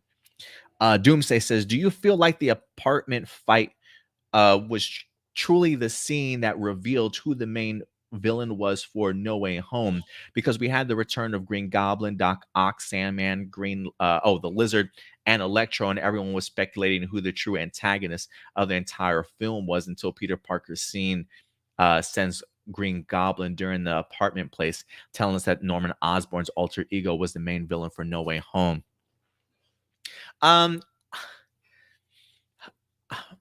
I do think it was probably the true scene that revealed who the main villain was. Although I felt something fishy the moment that man stepped into Aunt May's job. I felt something fishy. I think they just did. I think they just did a great job though of showcasing that alternate side of Norman Osborn. I just thought to myself, I don't trust this dude. Do not trust this dude. But I'm glad that they made him the villain, because for me, it's one of those things like we've seen the Green Goblin utilized before on two separate occasions in Sam Raimi's Green Goblin, along with Andrew Garfield. And the one thing that I loved about Spider-Man in the MCU is they introduced us to new villains on screen for the first time. Vulture, Mysterio. I'm so glad that they went and tackled other rogue gallery villains for Spider-Man. So for me, what I loved about No Way Home is that it's almost hard to not do a Spider-Man trilogy without Green Goblin or Norman Osborn because he's that big of a character in the lore of Peter Parker. But the way that they executed the idea of using a Green Goblin villain again, where you would think people would just be tired, like if you had just originally came out and said, "Hey, the Green Goblin's the antagonist," we probably would just rolled our eyes like again. But I think the execution of it to make him even deadlier in here, and a twist on the multiversal aspect of things just works so incredibly well. And so I'm really glad that they waited for the true reveal of him in that apartment scene, and that was it was a brutal scene, man, brutal scene. But I think we kind of knew, right? Like I don't think anybody trusted this man when he came on screen. But yeah, I thought it was a great one. Abase, what do you think of Greg Berlanti, who was known for giving us the incredible Arrowverse, being rumored to be the Kevin Feige for the DCEU? If this were to happen, do you think he can do it? I know that there are people out there always crap on the Arrowverse, but Greg has been very passionate about the Arrowverse, considering he gave us amazing series like Arrow, The Flash, and many others. Besides the Arrowverse, he had worked on many successful shows on the CW and other TV networks. I think him being involved would do wonders for the DCEU. And I agree with you, Abase. I do. And again, I know that there are people that push back against Greg Berlanti, and that's fine. Everybody's going to have their own opinions on it for sure, and to each their own. But I think the idea of having to take the focal point away from the CW budget that he had. I mean, you've got a 10-year run. And then towards the later run of that, I think is really where maybe the Arrowverse starts hitting some hiccups in regards to some of their shows, whether that be viewership kind of plummeting or whatever the case may be. I think the idea that he has managed to execute such a huge, I don't want to say cinematic, but such a huge television universe with so many connective tissues, with several different crossover events over the years. Some maybe you like, some maybe you didn't. You don't have to like everything that Greg Berlanti does, but you have to take notice of the grandiose scope of what he created and the enjoyment that he brought to fans, because people love them some Stephen Amell as Oliver Queen, right? And Greg Berlanti put them in that position to be successful, along with attaching it to great writers and directors to helm that ship. Same thing with The Flash. People love Grant Gustin as The Flash. Greg Berlanti is in charge of creating that world and putting people in place to find those actors and come up with the storylines to create. And again, you can crap on, oh, but the Flash fell off. That's great and all, but what did he create? What did you get out of it? How long has The Flash been successful, garnering over 1 million views still to this day, despite the ups and downs of the storytelling that wind up happening, right? Like people think that Greg Berlanti sits down and like jots the scripts, it feels like, or like literally like shapes the direction of which each season goes. And that's not necessarily the case. The idea that he can create shows that people love and endure, and has made DC television quite successful over the years, whereas Marvel TV has struggled so incredibly difficult, with the exception of shows like Agents of S.H.I.E.L.D. And I've lost count. As I mean, like, you see what I'm saying there? The ability to create and grow means everything to the idea of creating a DCEU that is coherent, that makes sense, that is connective, and tells an overall story. And Greg Berlanti has proven that he can do that. And I just think sometimes we get caught up in the smaller details And some people, I'm not saying everybody, but some people, again, just immediately attach themselves to the toxicity of certain shows, or they just pick the crappiest shows to kind of argue against Greg. But you're truly doing yourself a disservice by looking at sort of the minuscule aspect of things when you're asking for the job of what Greg Berlanti should be if he were to be in charge of DC Films. Because again, Kevin Feige hasn't always been Kevin Feige. While he was in movies and he was certainly producing movies, I certainly think Greg Berlanti has gotten that same level of experience on the TV side. But again, we've seen a vast number of people go from television to movies and be quite successful. And when you've got that level of expertise and experience like Greg Berlanti, connections in Hollywood with people and organizations, I do think if you give this man a theatrical budget, and you give him somebody like Alan Horn to help shape the direction in which it's going, and you say, Greg, create. I think he could find you some amazing directors and writers to go ahead and form an incredible DCEU, which David Zaslav has mentioned. He believes characters like Superman, Batman, Wonder Woman, Aquaman, The Flash, all of these characters are key to being successful. And these are the characters that Greg Berlanti will be in charge of. And he's a fan.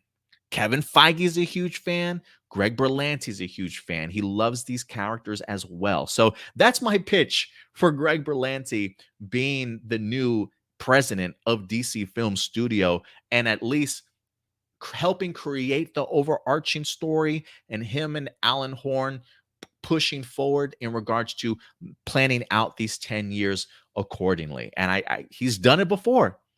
Television. I think he can do it for TV, for film, I should say, as well. But that's my argument. Let's see here. What else we got? Adam Perea, 30th anniversary future. After the 30th anniversary down the road, if Jonathan Entwistle reimagined Power Rangers universe sucks, would you like Hasbro to continue the already established Power Rangers series, but just all original footage so we still have our history? This could apply to the kids' programming that is part of Jonathan's plan of creating multiple content for Netflix. Or if Netflix says screw it with the new universe, but decides to keep doing the long-running series. I'm still scared about the future of Power Rangers if critics hate the new universe that's in the works because it's Power Rangers. I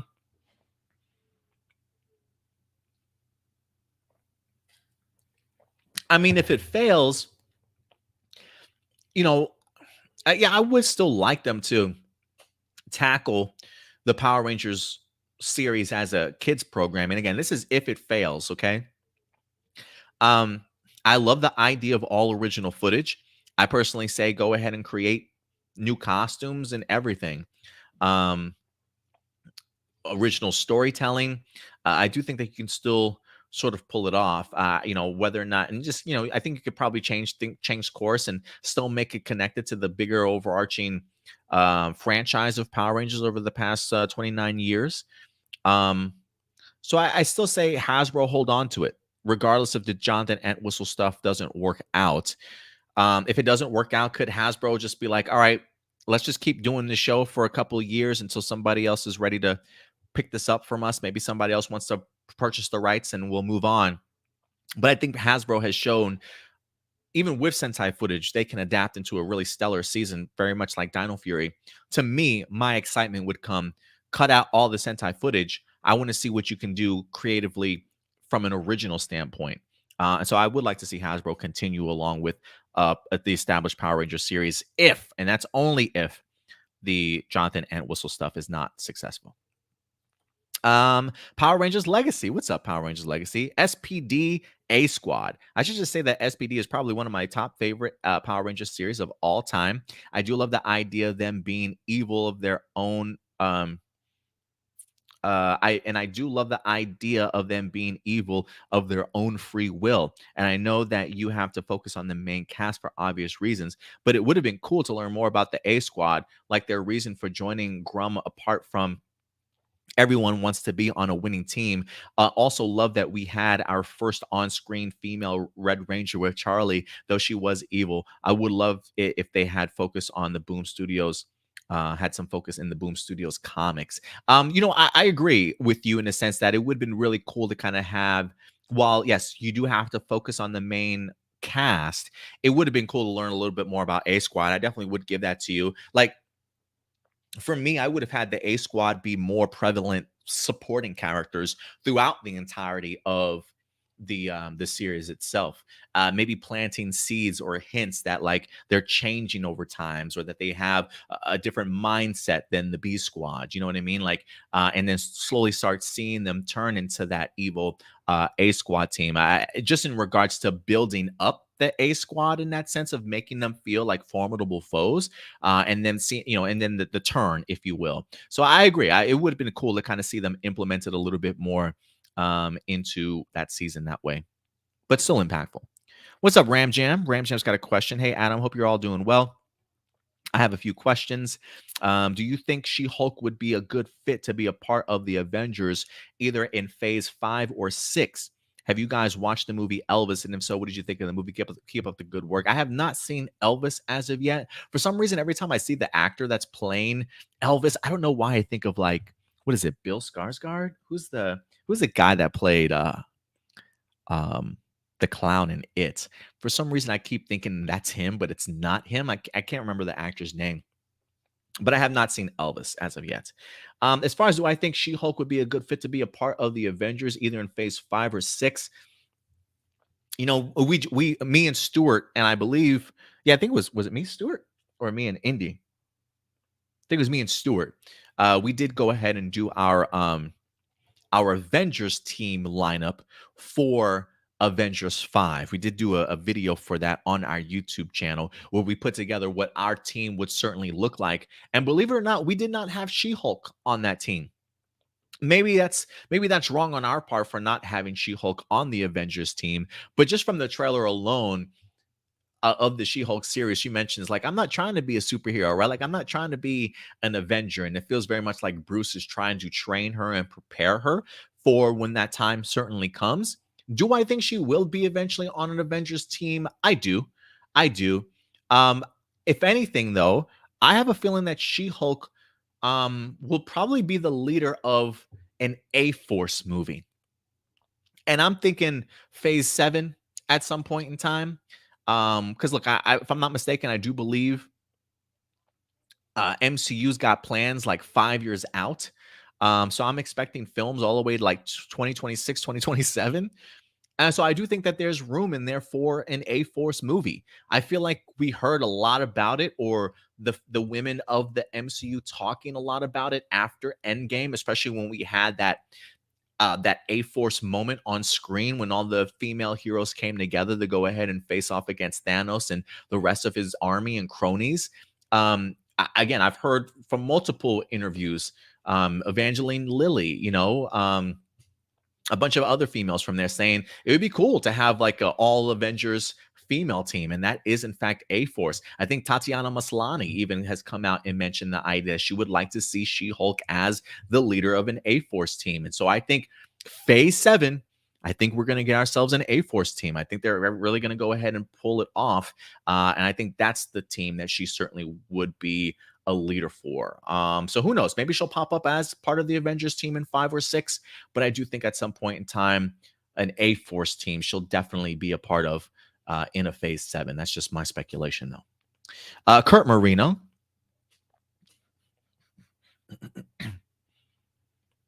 Kurt Marino says, lost Power Rangers and how to get them back. In Power Rangers SPD, when we had the first team up with Dino Thunder in the episode History, the Dino Rangers were transported to 2025 by the secondary villain Broodwing, which he attempted to mind control them. Anyways, Kat Manx, who was a scientist and tech supervisor for the SPD Rangers, managed to bring back the Dino Rangers' powers by accessing the morphing grid via the archives. SPD was really the last time we had the simple explanation to how old Power Rangers how old Ranger powers were brought back. As for the 30th anniversary, if we do get former Rangers back, and those specific Rangers were from seasons who had lost their powers, how do you think they get their powers back, especially if Simon Bennett were to return as a showrunner and director?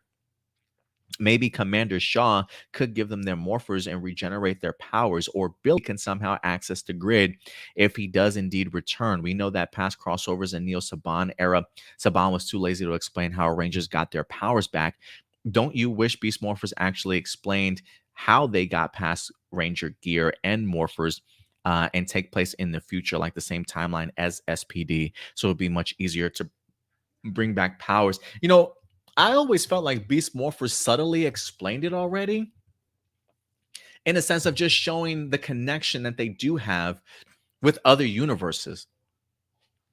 I think if they're able to reach out to Dr. K and explain, different transmissions, we even saw, I think, when the colonels from RPM actually show up in Grid Battle Force, if I'm not mistaken, also at the end of Beast Morphers. So clearly the ability to maybe travel between dimensions is a thing.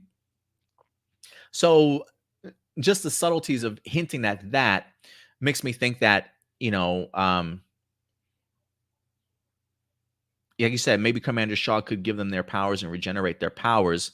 I think they've made connections with the Beast Morphers team, or at least Grid Battle Force, to where it's plausible now that they can get their powers back, and everything is probably in that vault. I don't know if Simon Bennett and them would go so far as to fully explain it, but I feel like it's kind of subtly explained a little bit in Beast Morphers.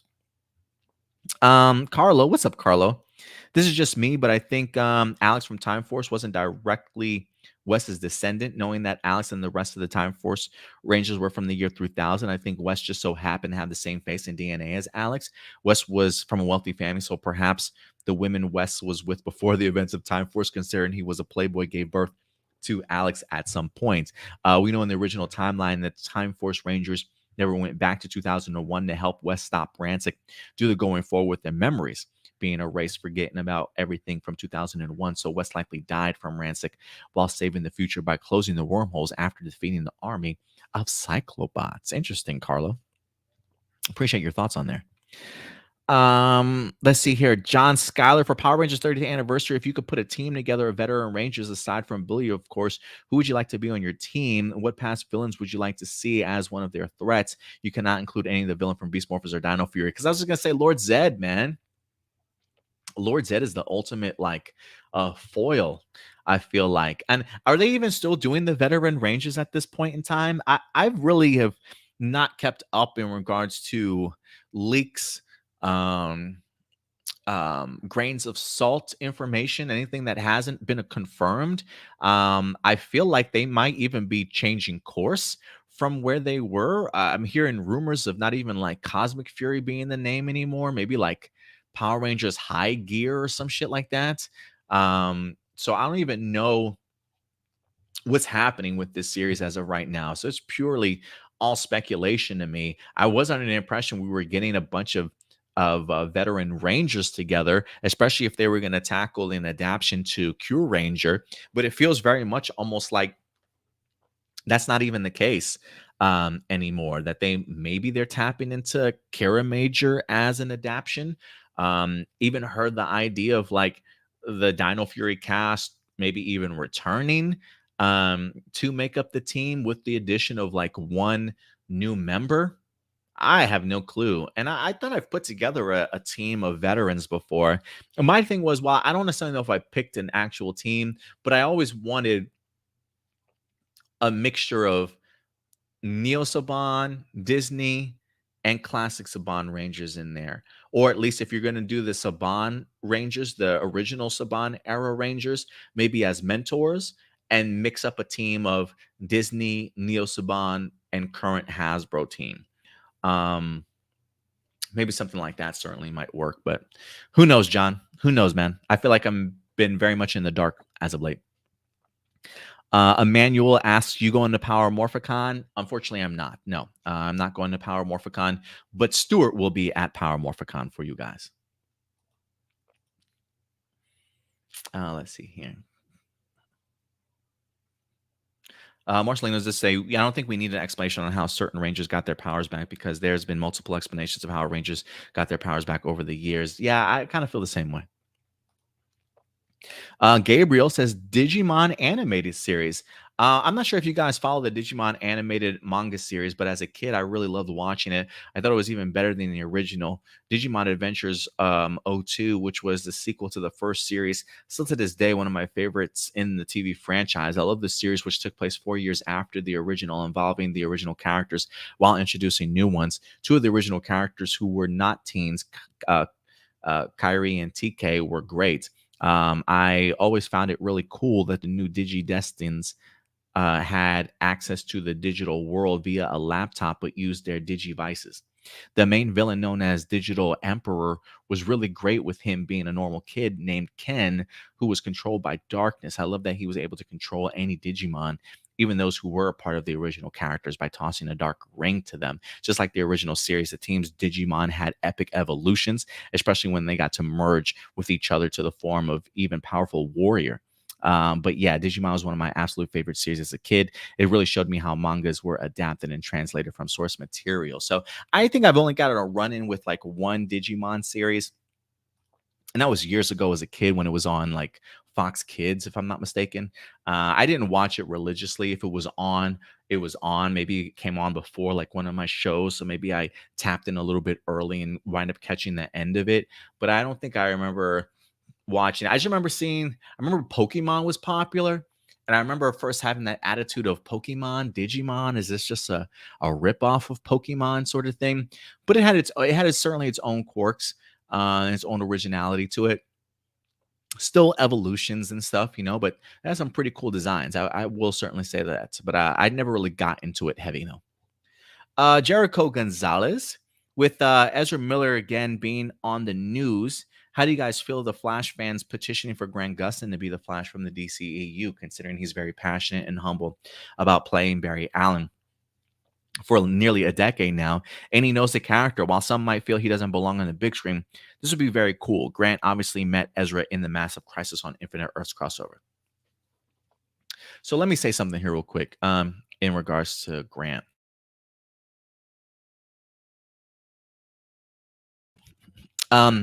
I've been very vocal on here before, saying the idea of I really don't want Grant as my movie Flash, because yeah, I've been one of those people that are just like, TV and film are just different in that sense. Like, I don't know if Grant Gustin has that gravitas for the big screen to capture our attention and our imagination like we did when he was on television.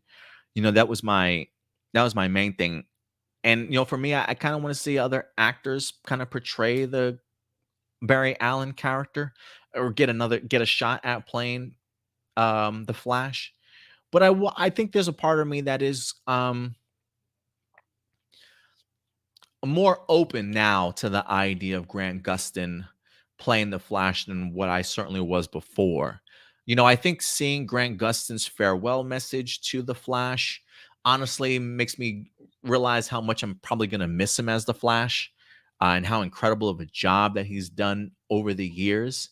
Um, and there's a part of me that kind of wants to see Grant Gustin, not to say that he hasn't been rewarded, because having the 9 years of a show is quite rewarding, I'm sure, for him, and just the recognition it's given him, the wealth that it's given him. So I'm sure he's definitely gotten what he's deserved for being Barry Allen on The Flash for such a long period of time. But he is such a fan favorite. And it would be a really great way to just get the disgusting taste out of our mouths of Ezra Miller at this point. And I think that's last time we talked about it. I think that's why I brought up the idea. It would be pretty cool to kind of see Grant Gustin as the Flash somehow get sucked into the DCEU. It's not like we haven't seen the Flash creators and the TV side of things work together before in regards to making movies and TV combine. We saw Ezra and Grant crossover in the Crisis on Infinite Earths. I do think there is a world that we live in where you can do it again. You've got the time to be able to do it. I think you could do it again. So it would definitely make the most sense to me. So regardless of who they get for the Flash, as long as they get somebody else completely different than Ezra Miller, I'm okay with, but I am now open to the idea of at least Grant Gustin being up for consideration. Before, I wouldn't have even given it a thought, but now I am very much open for it, given a consideration.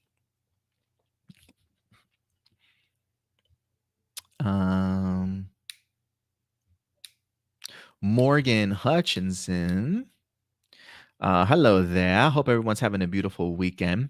What do you think of the rumors or speculation of John Bernthal possibly reprising his role as the Punisher for the MCU? I watched the Netflix series when it was on there, and I really, really loved it. I thought the story revolving John Bernthal's character was incredible. If he were to return to the MCU, will he be the same character or much different compared to his Netflix counterpart? And could he perhaps show up in the Daredevil reboot series? Even have a brand new costume that looks more like the comic books, which his costume in Netflix has already looked quite accurate. Thanks, everyone. Yeah, Rosario Dawson already kind of um, ruined those rumors and speculation, saying that she thought he was confirmed, but she just learned that from a fan, and doesn't have any intel as to whether or not he's truly coming back. So she kind of put a squash on that enthusiasm. But I do think it's probably still in the minds of the producers and executive producers over at MCU and Kevin Feige. I 100% think John Bernthal will be returning as the Punisher. It's just a matter of when and where.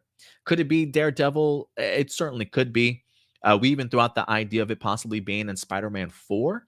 I think that would be pretty cool. We do know the connections between Punisher and Spider-Man from the comics. So I think that's something that they could definitely do. So while not confirmed and Rosario Dawson retracting her statement, I do think that there is talks maybe behind the scenes of John Bernthal reprising his role. Carter Matthews, what do you think of Jason Momoa revealing that Aquaman 2 story will involve natural disasters? I quote, they try to put out a positive message and how it's amazing to be able to bring awareness of what is happening to our planet. I heard that Jason himself really cares about the world we live in. So it's great that the movie will tell a story regarding this. Yeah, I mean, it wouldn't surprise me if they do focus on climate change a little bit. Maybe the intensity that is kind of picking up in natural disasters, right? We've seen an incredible intense amount of flooding in areas that maybe didn't get them before or still got them, but now they're incredibly intense over the years. Heavy loads of rain dropping, huge spots of drought taking place all across the world. Heat just being just abnormal during this time of year for some places. It's pretty ridiculous, honestly, as to what's kind of happening to our climate and our environment around them. And if there's anybody that's going to be that can focus on that, it's definitely Aquaman in regards to how the oceans have definitely been ravaged and things like that. So yeah, Jason Momoa feels like he's very much a guy who's one with nature, or at least appreciates it. And so I'm cool with that if that's the route that they certainly want to go. And I'm sure they'll have a villain behind it or something like that, but it'll definitely send the message that certainly needs to be told. I have a few couple messages up here still. Let's see here. Jackson Peterson, what do you think of the rumors of Disney potentially getting the rights back to the Hulk movies? Maybe once the She-Hulk series comes out and is successful, why doesn't Disney have the rights to the Hulk for the MCU? I wondered for a while we ever had Mark Ruffalo in his own Hulk movie. The Hulk rights stuff is so much drama over the years. I believe they belong to Universal, if I'm not mistaken. So I think they're the distributors of the film. I can't remember. Honestly, I can't remember, but I do feel like over the years, more and more rights to the Hulk have been released to the MCU. One of the reasons why we're able to maybe get characters like She-Hulk and maybe other sub characters as well. But I just know that there's a huge drama in contract dealings and stuff with them in Universal, if I'm not mistaken. I don't know all the details off the top of my head. I'll probably have to do a Google search. I'm sure you could probably do a simple Google search and it'll explain to you the incredibly confusing situation between Marvel Studios and Universal, I believe. So that's why we haven't gotten a Mark Ruffalo movie on its own. All right, guys. I think with that, I'm probably going to wrap it up. One, two, three, four, five, six, seven, eight.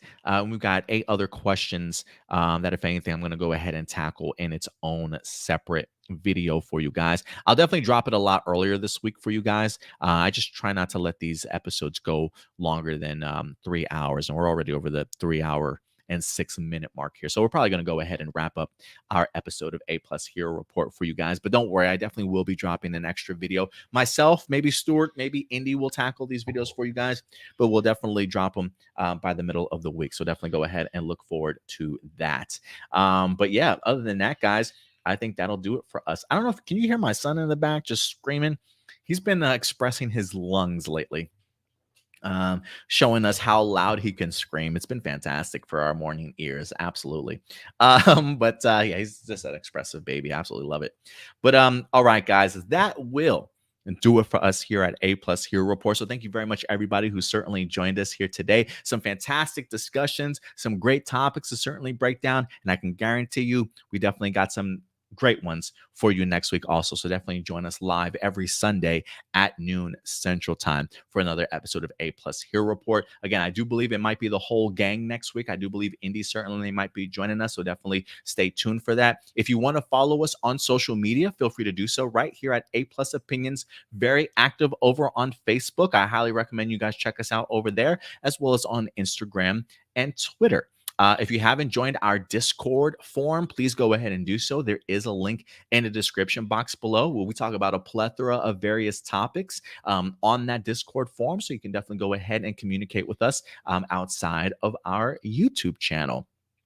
Other than that, guys, thank you very much for certainly coming through. We've got a She-Hulk review certainly headed for you guys later on this week. We'll definitely keep you posted throughout the week and any other new videos that certainly might drop throughout the week also. But until next time, guys, do me a big favor. As always, take care of yourselves, take care of each other, and keep it A+. We'll talk to you guys next week. Bye.